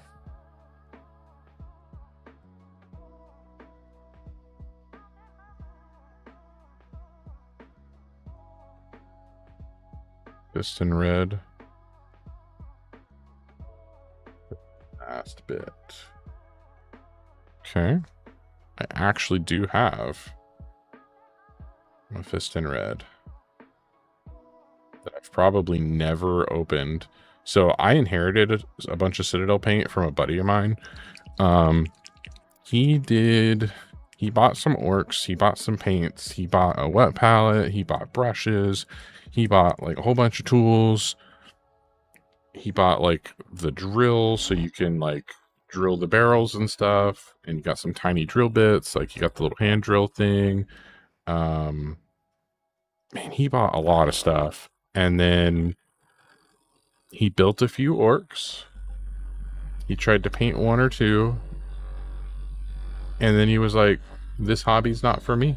He's like, I don't like it. And originally he was just going to give me all of his stuff. Because he was like, I don't like it. Do you want... he's like, I'm selling my orcs on eBay, but do you want all my paints and stuff? And I was like, well, I'm going to feel bad if you just give me your paints. Like, and I think I had just gotten like a Visa gift card for my birthday or something, like a $50 Visa gift card. And so I was like, here, I'll trade you this. Like, does that work? And he was like, yeah, sure, that's fine. So I got a whole ton of Citadel paints. I got an extra Army Painter wet palette. I got his drill bit and stuff. He had some other thing. I'm trying to think what else he had. He had like some X-Acto knives and stuff, a pair of clippers. It was a lot of stuff. It was way more than $50 worth of stuff. Yeah, he bought him. He realized I don't like building little tiny models. I don't like painting little tiny models. He was like, I'm fine playing the game. Like the actual tabletop game. He was like, that's fun. But he's like, I don't want to do all the work to get there.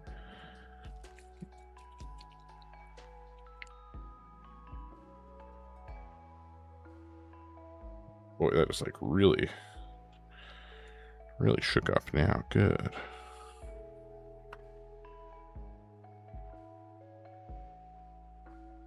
Good. All right, let's get some water. We're gonna really try to water this down over here.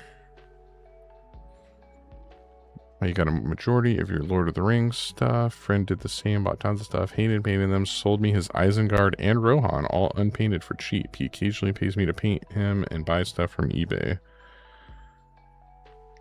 Yeah, like, I get, like, you know, trying a hobby and not liking it. I can't imagine going that far, like, all in.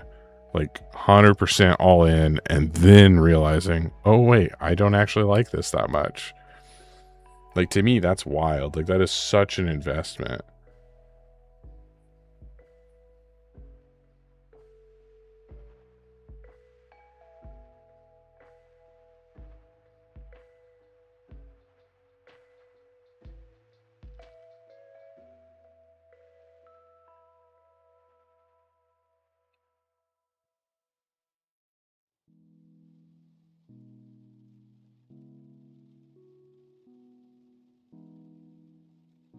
It's probably going to need 2 coats of this red, too.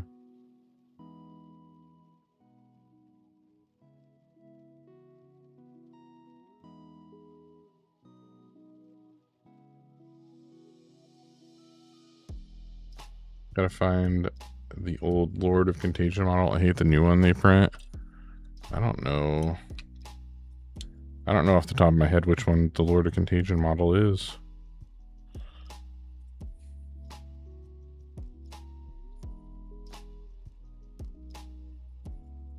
Want my Lord of Contagion to look like a leader character I like from a book. I mean, that makes sense. And I know sometimes, like, if you've got, like, a, you know, a preformed notion of what that character should look like, especially if there was already, like, a popular model of them that you were attached to, it's definitely hard to get used to a newer model.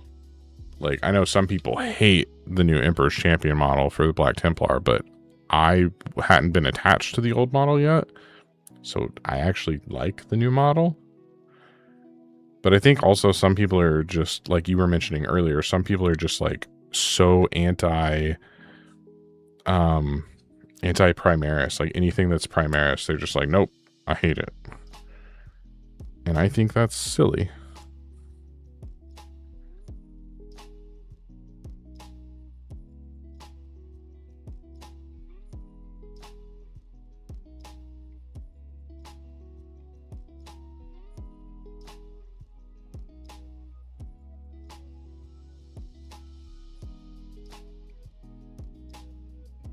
Kale, how's it going? Welcome to the stream. We're finishing up some heated metal on these salamanders that I've been taking basically all evening to paint. We got a couple that we're doing, like this guy, where we're just trying to make it look like his gun has been fired and the heat's kind of distorted the colors on the top of it there. And then we're also doing a couple of them like this, where it looks like they're actively, you know, getting ready to fire their flamers. Make them toasty. That's right, Hayden. Welcome. Let's see. What did Mizukata send me? Open this link. That's the old one? That looks amazing. Hold on, I gotta share this. So this is the old Lord of Contagion that Mizukata just sent me over. That's the old model. What's the new one look like? Oh, wait, you sent another link. No, that's the old one. Did I just click on the same thing twice?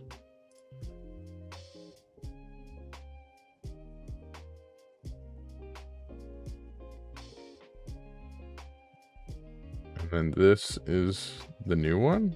Are these all Lord of Contagion? Lord of Contagion and Blight Lord Terminus. So this is the Lord. Oh, what a face.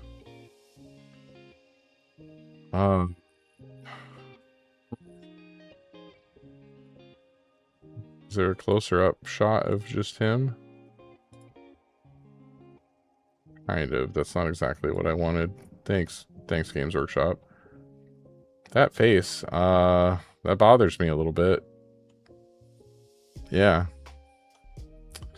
What made me pick Salamanders? So that's a good question, Hayden. I've actually painted quite a bit more Black Templar than I have Salamanders. However, I recently, one of my streams, I painted this Phobos Lieutenant up as a Salamander, and I was really happy with how he came out. I'd never painted a Salamander before. I was trying to go for some kind of vibrant colorings on some things, like on the Tyranid armor. I almost called him a Terminid because I played too much Helldivers. But I was really happy with how this guy came out. And then I had some Infernus Marines. I had actually bought a pack of 10 push fit Infernus Marines. I think they were in was it the 9th edition box set that had Infernus Marines? Maybe it was 10th edition. I don't remember. But I got them. I just bought 10 of them from eBay. And I already took 5 of them, and I ripped all their arms off, and I took my Black Templar, what are they? The Pyre Blasters that you can put in the Crusader squads. I took their arms because they've got like they've got like rivets on their arms. The plating is a little bit different on their arms and stuff, and they got the chains, and their guns look a little bit different. But I converted them so that they could be Black Templar Pyre Blasters instead. Because in the normal Crusader kit, you can only build them as either the you can build them as the Power Fist guys or the Pyre Blaster guys. You can't, or normal guys with chainswords, but you can't have. There's not enough models to have both the Power Fist guys and the Pyre Blaster guys. So I was like, well, I want some of both. So getting some of these guys on eBay was a fairly cheap solution to that. But then I had a few left over, and I was like, those guys could go great with that Salamander Lieutenant that I already painted. And I figured, why not? Let's paint up some Salamanders.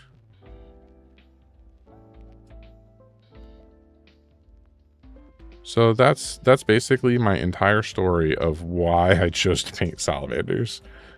I don't really play Warhammer anymore. I did play a little bit in 8th and 9th, and then I played a couple of games at the beginning of 10th, and then I kind of had a bad experience with our local player base for Warhammer. We have a lot of like heavily competitive people, even in like what I thought were friendly local like, I don't know, not necessarily learning games, but like we were doing like an escalation league where it's kind of supposed to be for like beginners or something, or newcomers. I don't like that face on that model, Bruce. Not a Space Marine guy, but if I had to do some, I quite like Dark Angels. Dark Angels are a good pick. One of my buddies played Dark Angels. I do like those models. I've been a big fan of the Black Templars. I liked the idea of being in a very futuristic sci-fi. Like when I first heard about 40K and my friends were trying to convince me to play, I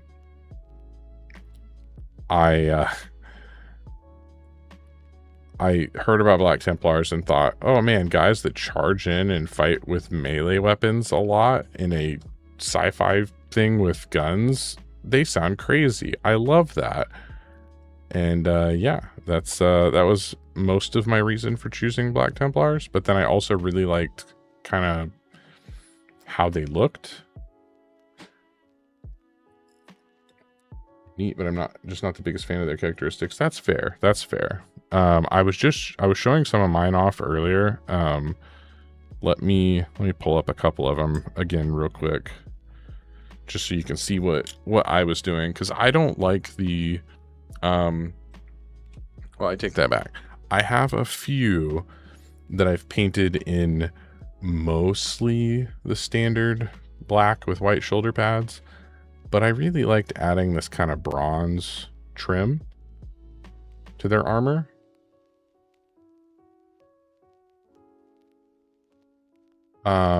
But this was kind of my older style of painting them.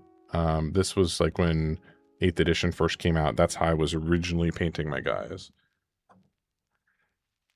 And then more recently, where... Oh, there it is. I started doing a little bit more like this. This was one of the Indomitus chaplains, I believe, but I put a Reaver helmet on him. And I started doing a lot more red.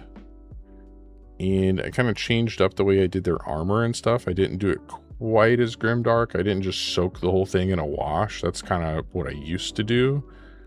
I did a little bit more highlighting and bringing some of the colors and stuff back and some insane stuff. Thank you. Thank you. I really, really like all of his purity seals here on the back. Like this is just ridiculous to me, and I love it. And so I was pretty happy with this guy.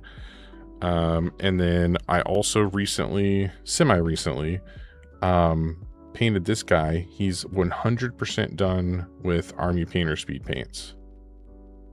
Everything on this model is Army Painter Speed Paints. And I was pretty happy with how he turned out. I actually want to do an entire squad like this, like the Crusader squad. And I love how vibrant that red is, like on his shoulder pads. But yeah, I started doing the red for a lot of my melee guys. Like this guy has a chainsword. He's going to run into melee. So I figured I wanted to help differentiate them on the table. So red shoulders for melee, white shoulders for shooty guys. Mostly. It's not a hard rule. It's just kind of what I've been doing. And then this guy is one of the neophytes from the Black Templar Crusader squad, because they've got the Sword Brother, they've got the Initiates, and then they have the neophytes. And let me zoom in, because I was showing this guy off earlier. I am really happy with his face. I mean, I'm really happy with the whole model, but just in general, I like his face. Now, if you look at him straight on, I didn't quite get the eyes right. The one on the right is a little bit like, I don't know, the pupil's a little bigger. But this eye over here on this side, I love how well that one turned out. And if you're looking at them separate, like if you're looking at this eye, it looks fine by itself. Just from straight on, it doesn't look so good. It's just a little bit off. But yeah, no, I'm happy. I'm happy with how he turned out. So I don't know. I try to do a little bit with mine and change them up a bit. I don't want them to be just the standard black armor with white shoulder pads. Like that was too boring for me. I wanted some more colors.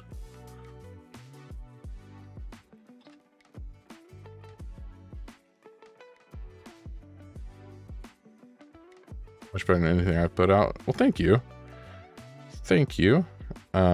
Here's another guy I did. I was kind of experimenting with this one. Zoom in. Poor guy sees 2 of everything. Basically, yeah. That's how it is. So I tried to do like a flame effect on his little flamer here, his hand flamer. Pretty happy with how that turned out. And then I followed a Duncan Rhodes tutorial. He was painting like a heat sword, and I tried to apply it to an axe, and it came out all right. It wasn't exactly what I wanted, but it came out okay. And then I'm also really happy with this guy's cape. His cape is beautiful.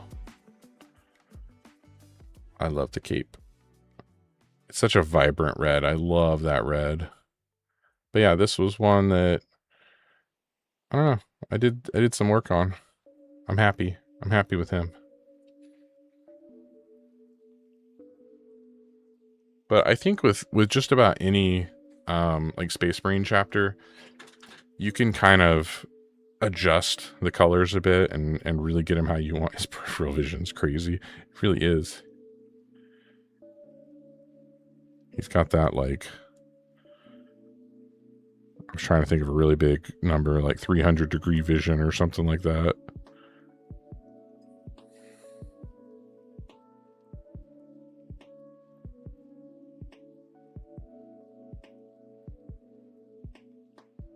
Still working on your first 1,000 points army, but I chose Tau. Nice.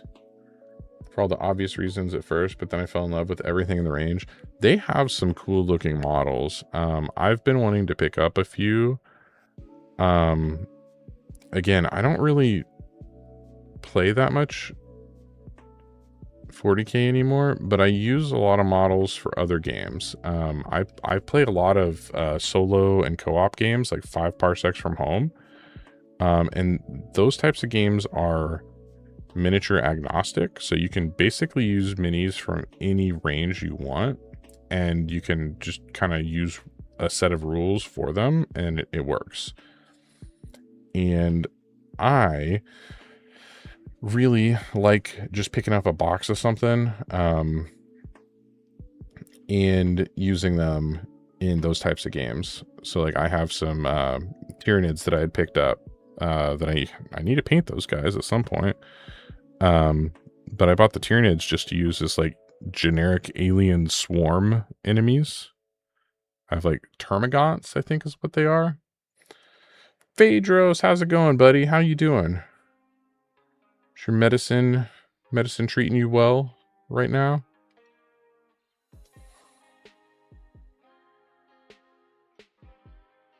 Tau are definitely a fair bit overpriced. I could see that. I've never actually bought any. I've seen a couple of times on Amazon, there's like a really old like Pathfinder kit, I think it is, that goes on sale every once in a while for like 30 bucks. And I've thought about picking that up just to have a few models of them. Again, just so I can use them in other games. Like I'm not going to build a Tau army or anything. You tripped the bot? Oh no, did you? Hold on. I can fix it.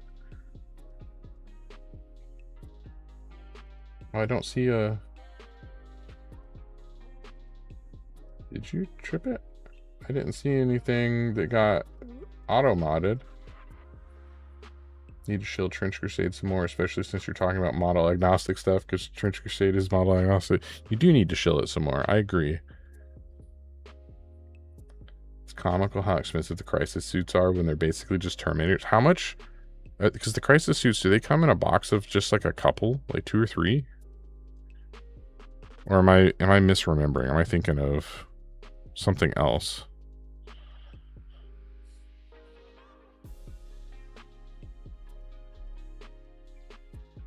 Oh, Shiny Wifey fixed it. Okay.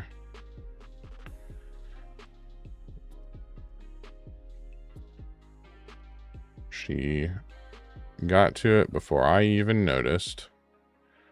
I don't get the pop-ups in like OBS that something's been held for moderator review. So I usually have the Twitch stream dashboard, stream manager pulled up. But I still had I've been following I was following a tutorial for some of these guys earlier, and I still had that pulled up. It's like 90 for 3 plus 6 drones. Holy moly. Phaedro says he thinks crisis suits are a box of 3. That's a few dollary dues right there. I have bought a lot of my Warhammer minis used on eBay. Or like someone bought like the starter set for like 10th edition and then they parted out like the Space Marine half or something, and I'll buy like bits and pieces. I'll be like, oh yeah, I want some Infernus Marines, which is what I'm painting here. But I was trying to follow a tutorial for this kind of heat effect. And I think these came out pretty good. I got a couple of them here. Sorry, the child is talking at me.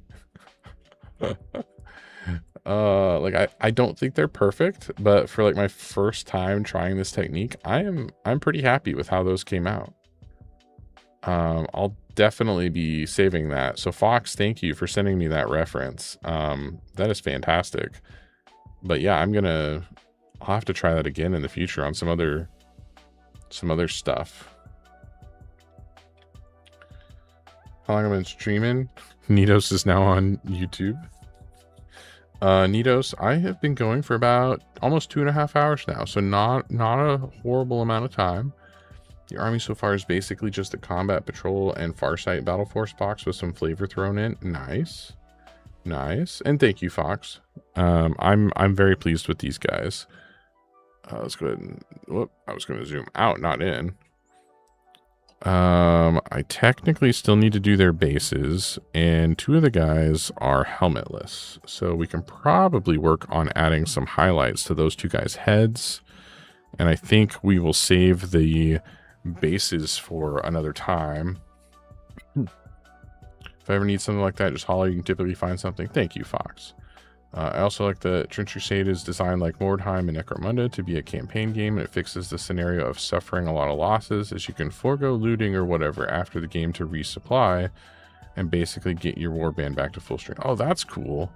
And I do like those types of games where it's kind of small, skirmish, and campaign structured, because I've been looking at like Frostgrave and Stargrave. And I've also played games like Rangers of Shadow Deep. And I've played 5 Parsecs from Home. I have 5 Leagues from the Borderlands, which is like their fantasy version, and I'm really wanting to try that. I have the book for it. I just haven't sat down to play. You'll have to go back to sleep. You're still tired. Discount boxes definitely helping me afford the hobby. Yes, for sure. For sure, Hayden. Here, let me switch over to just this view, since I'm not exactly painting at the moment. I don't know how I'm going to highlight these guys' heads. I don't know what I'm going to do yet. I did a very thin glaze of purple on their heads, and that's about it. But yeah, I've bought a lot of used models. I've 3D printed some stuff. I try to buy bundles or box sets when I can, especially if there's like a discount. It's way easier on the wallet for sure. A discount box enjoyer for sure. Yeah. And I collect a lot of stuff. Like I've got Star Wars Legion, I've got Warhammer, I've got some Age of Sigmar stuff. I still have my box of, like, I built the Zoids Command Wolf recently on stream. I've still got that box sitting right over here. I've got 3D printed stuff. Like, okay, here's probably a decent example. Like, here, let's switch back. So like I've got this is one of the clone commandos for Star Wars Legion. But then I also have this one here. As you can see, the one on the left is a little brighter white. But the one on the right is 3D printed, and the one on the left is the official model. And I can even probably zoom in a little bit so you can actually see what I'm talking about a little bit better. But I've got a resin printer, and so I can get some pretty good quality prints. And yeah, I think they come out pretty well.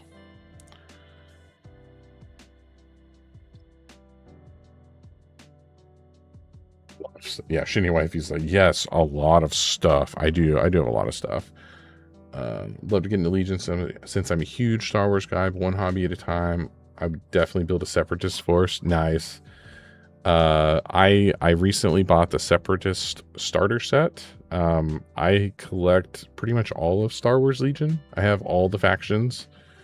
I have Rebels, I have Empire, I have Clones, I have Separatists. Because I had originally bought both of the starter sets, the old core starter sets, because you used to be able to buy a starter set of Rebels and Empire together, and it was like a couple hundred points of each, like almost half an army of each ish. Evil Side is the bestest. Pre-tariffs I was ordering previously, love stuff from the UK. That's not a bad place to get them from. Didn't they recently make Mandalorians a whole faction? They sure did, and I have the box set. The army box right here. Because I love Mandalorians.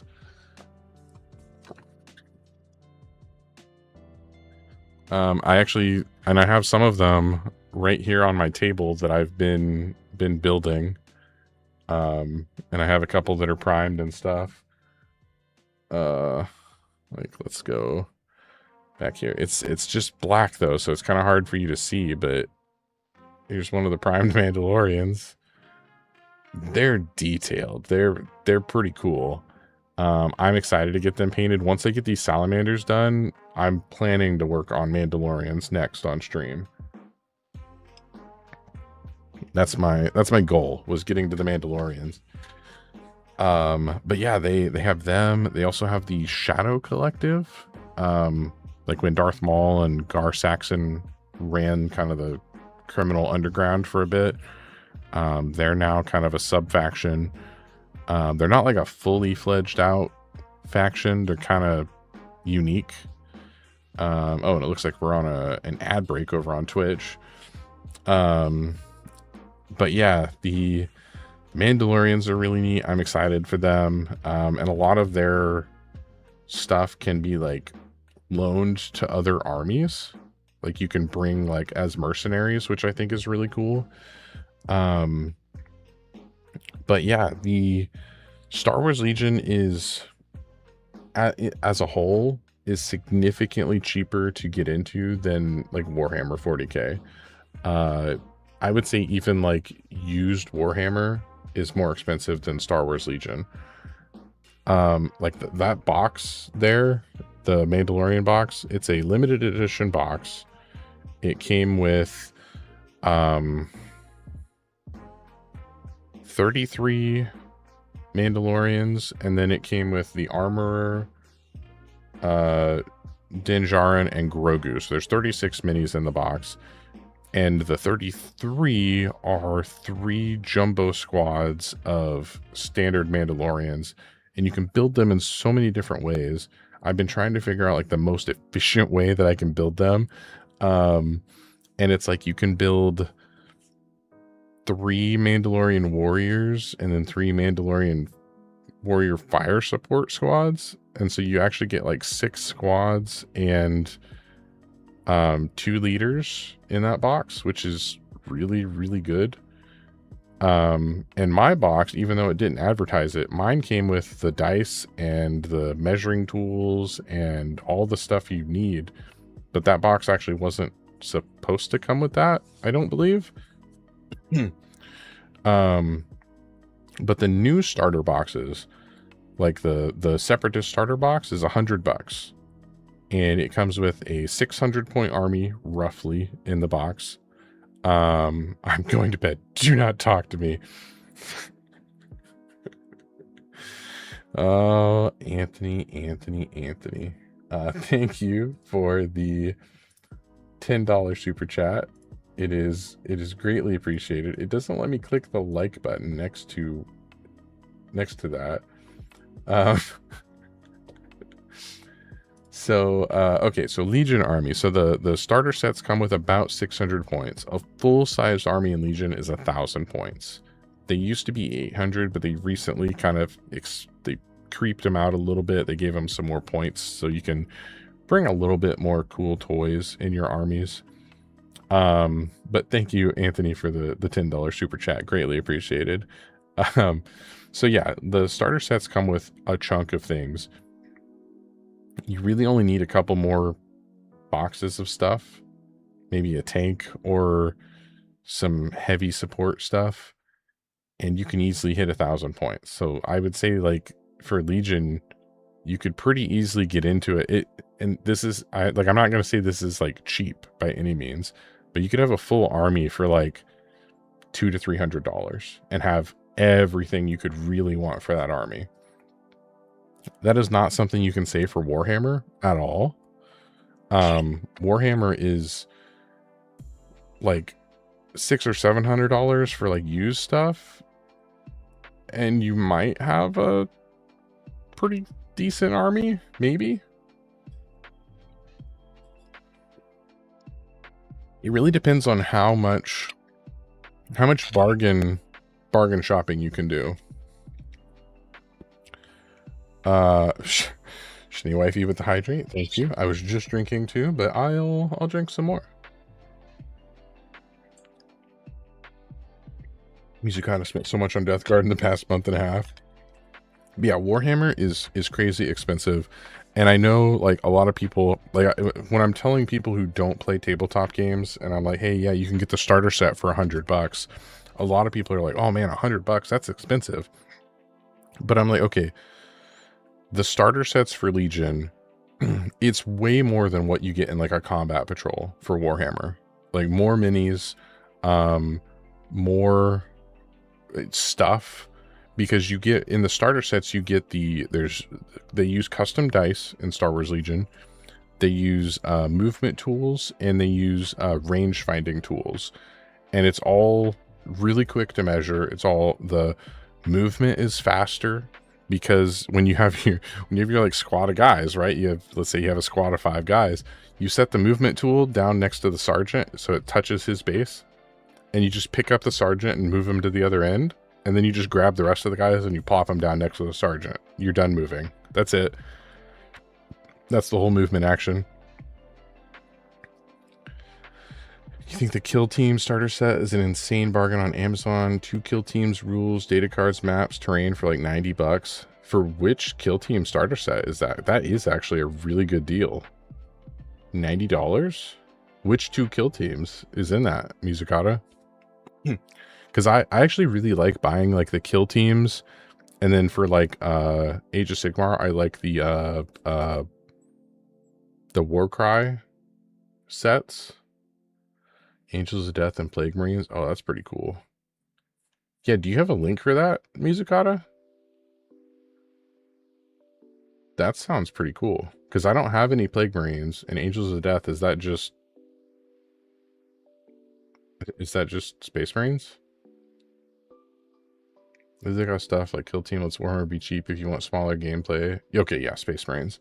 I do like that too. And then also, I don't know if you're familiar with Kill Team rules, with how it's like alternating, like I move a guy, you move a guy, but that's also how Star Wars Legion works. It's alternating activations. So like I activate one squad, do my actions, and then it's your turn. So now you activate one squad and do your actions. So there's a whole lot less of like, I don't know if you've ever had a game of Warhammer where you've deployed really poorly, because I've had a lot of those where like when I was learning the game and I didn't know where to put my stuff, I was not tactical enough, I had not learned enough, and I placed way too much stuff out in the open, and then Imperial Guard or Tau or AdMech could just shoot me off the table and have like a third or half of my army just dead turn 1 because I didn't know what I was doing.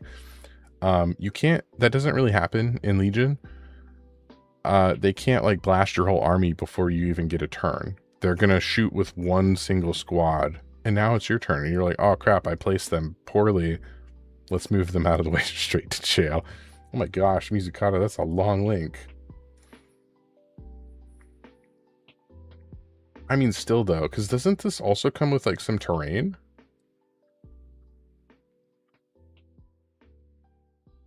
The description is, like, nothing on Amazon. This is a terrible description. Oh, but I believe some of the pictures... Yeah, it does. It has some, like, chunks of wall and stuff. FDM cheapo terrain. Okay. Okay, but see, also, the thing I like about Kill Team is usually the models for Kill Team are a little bit more unique than what you would get. Like, if you just buy, like, a Space Marine Intercessor box, they're not going to look as cool as these guys in this Kill Team box. Like, I'm looking at one of the pictures from a review, and one of the Space Marines is, like, chucking a grenade, and then there's, like, an Eliminator with a sniper rifle.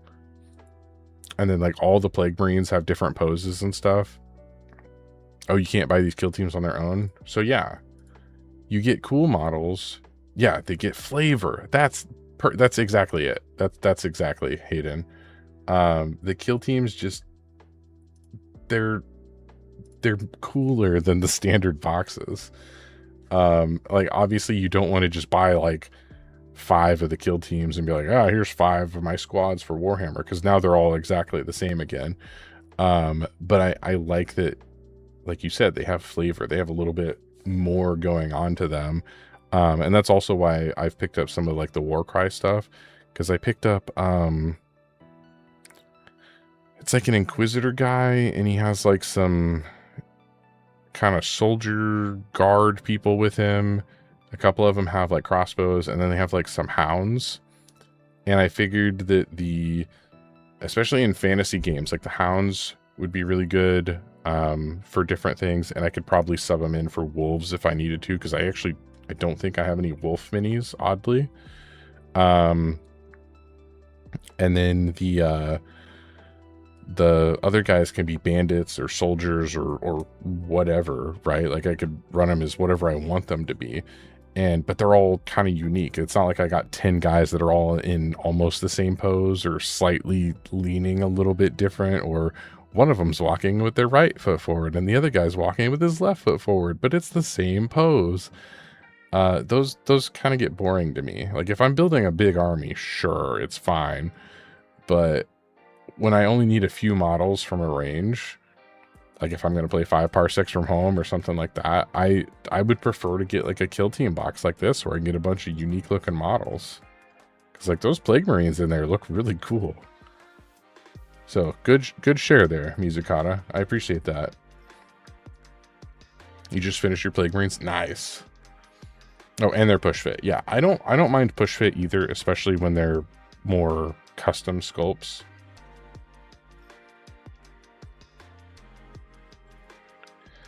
Oh, man. But yeah, I really wanted to keep pushing and, like, work on these guys' heads, because I got 2 guys left that I need to add some highlights to their heads, but I'm drained. It's almost midnight here. We're getting at the end of the night. I don't think I have enough brain power to, like, think of what I need to do to finish these guys. So we're so close. We're so close to finishing them. I will probably end up finishing these guys off stream, so that way I can start on the Mandalorians next week, because I really, really want to work on those Mandalorians. I'm so excited to work on those. But I think we need to find somebody to raid. Who do I see that's on? Adventure Built Gaming. You smell that? It's weakness. Keep streaming. Oh no, I gotta get to bed. I have not slept well, like, all week. I'm gonna be a weak little boy, and I'm gonna give up tonight. It's only 1 a.m. here.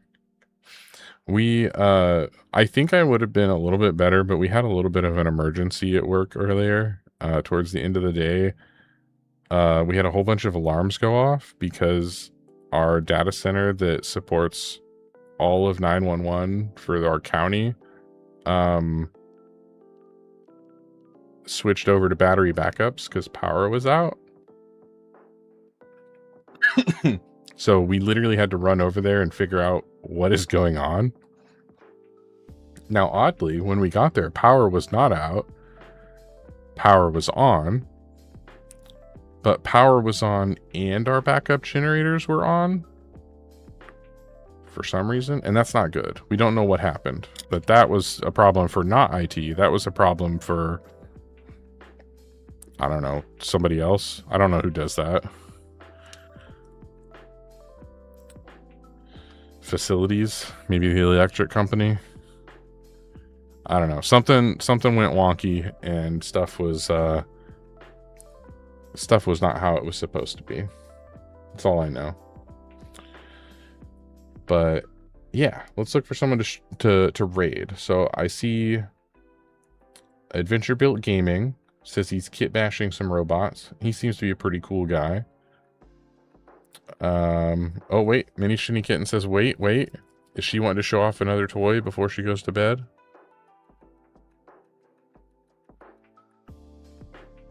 I'm not sure what I'm waiting for.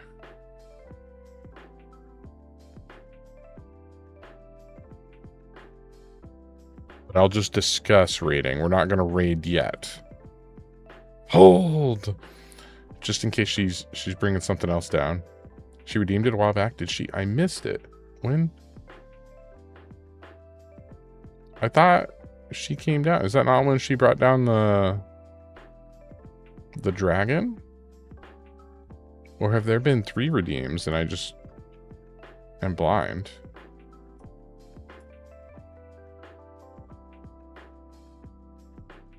Oh, you redeemed the dragon one. Okay.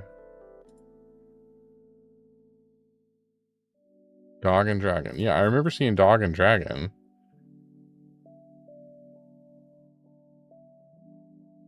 Oh, wait. Are these the trains you and mommy worked on? If that's the case, go ahead and bring them down. No, but these are free. These will be free redeems. Because I also want to see these. Free!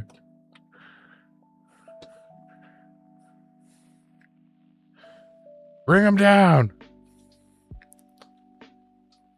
I'm going to pack up my wet palette. What do they got? What are they bringing?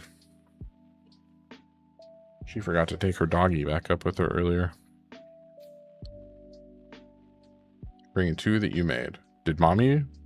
Oh, mommy stumped on hers. Oh. Mini Shinny made 2 in like the last couple hours? All right, bring him down. Oh, she's knocking on the door. The dogs are gonna go crazy. I hope Shinny Wifey can help her with the door. She can't. It has the baby lock thing on it, and apparently it works all the way up to 8-year-olds.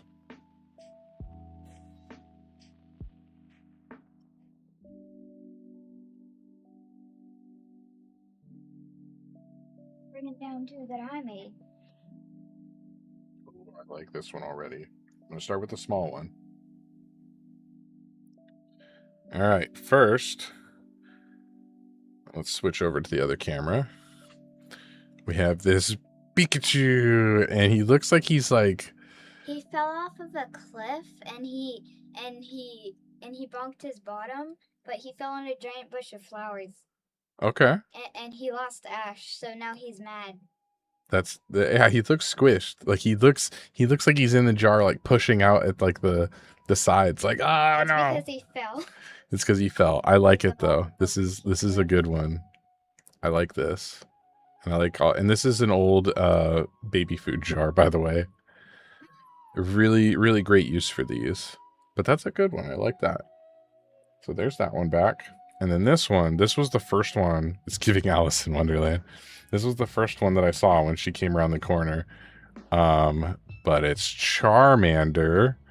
And if they look at his little wood thing that he's sitting on, there's like Ash. I want to shade the light a little bit so you can kind of. I love these jars where it's got the glass lid. She stole my jar. Yes, steal her jar. Where you can see in the top, like those are so cool. And yeah, there's ash on top of the thing here. It's actually black sand. It's black sand. Is this glued in here? Like, am I gonna? Yeah, Charmander is glued, but don't tilt it or else the sand will fall. Okay, don't tilt it because the sand will fall. Got it. After I've been tilting it. She stole the jar and your Pokemon. I'm sorry, Shiny Wifey. I want to show them off, but I can't get them in a good angle where you guys can see in here. But I really, this Charmander is really cute. I like him. He's winking. I just realized he's winking. One of his eyes is closed. He's winking at us. Our jar. Commence the Soviet anthem. That's really good. I like that. Good job. I made them by myself because someone was working on her jar still. And it was Did you guys hear that? glory. She made them by herself because someone was working on her own jar. Take off the lid. Which one? Oh, we hear it. Take off the Charmander lid? Yeah, the Charmander lid. If you take it off, then you can see it better. Like if you go from the top. Gonna give pow pow. You could push it closer up to the screen. Well, closer is not the problem. I can't. The angle is. My camera doesn't like this angle. Like it's got like weird shadows and stuff. Alright, there you go. Take those back. I'm telling Mommy that I'm keeping these. And I'm telling her that I am going to make a Flygon one someday. Flygons are humongous though. I'm gonna let her tell her that. I'm staying out of this.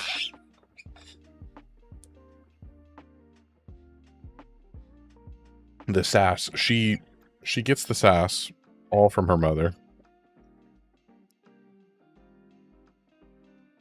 Like, anytime I'm dealing with her, and Shiny Wifey deals with it too, don't get me wrong.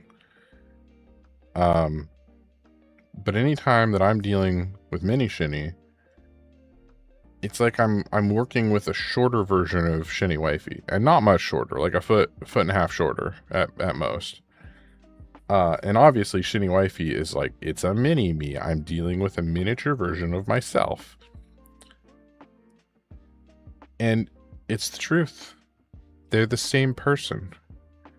Now, we can spin that around a little bit, and Shiny Baby is a miniature version of me. He's a little gremlin. 100% he's me. So yeah. Let's copy paste. Yes. Mini Shiny's a copy paste of her. Shiny Baby is a copy paste of me.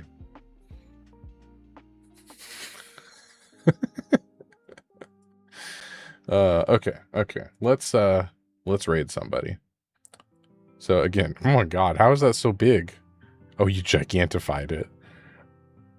I was like, what the heck? Why is the emote so big? I forgot that they added that you could gigantify things. That's fantastic. Good job, Bruneier. Good job. Alright, let's raid somebody. Because I've already been talking about it for a while. So yeah, Adventure Built Gaming is streaming. Bye, Felicia. Who else is... Why does this not show my, like, people that I'm following first? Oh, I gotta click the following button, and then it does. Duh.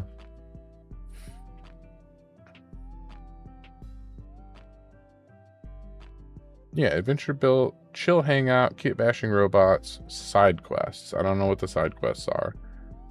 But the couple times I've rated him, he's been, it thinks you want to branch out. No branching out. Always the same people. I'm just kidding. if there's someone I like that is streaming, I like to raid them. So yeah. First, I'm going to grab this link here. And yeah, good night, everyone. I am switching, clicking here. Yeah, and we're going to click this button.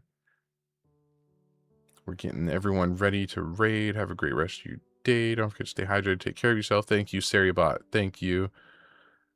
Let's see here. I think I missed a couple. Good night. Night Minnie, Night Wife, and Shinny, Ms. Bruce, Brunire, and Bruce.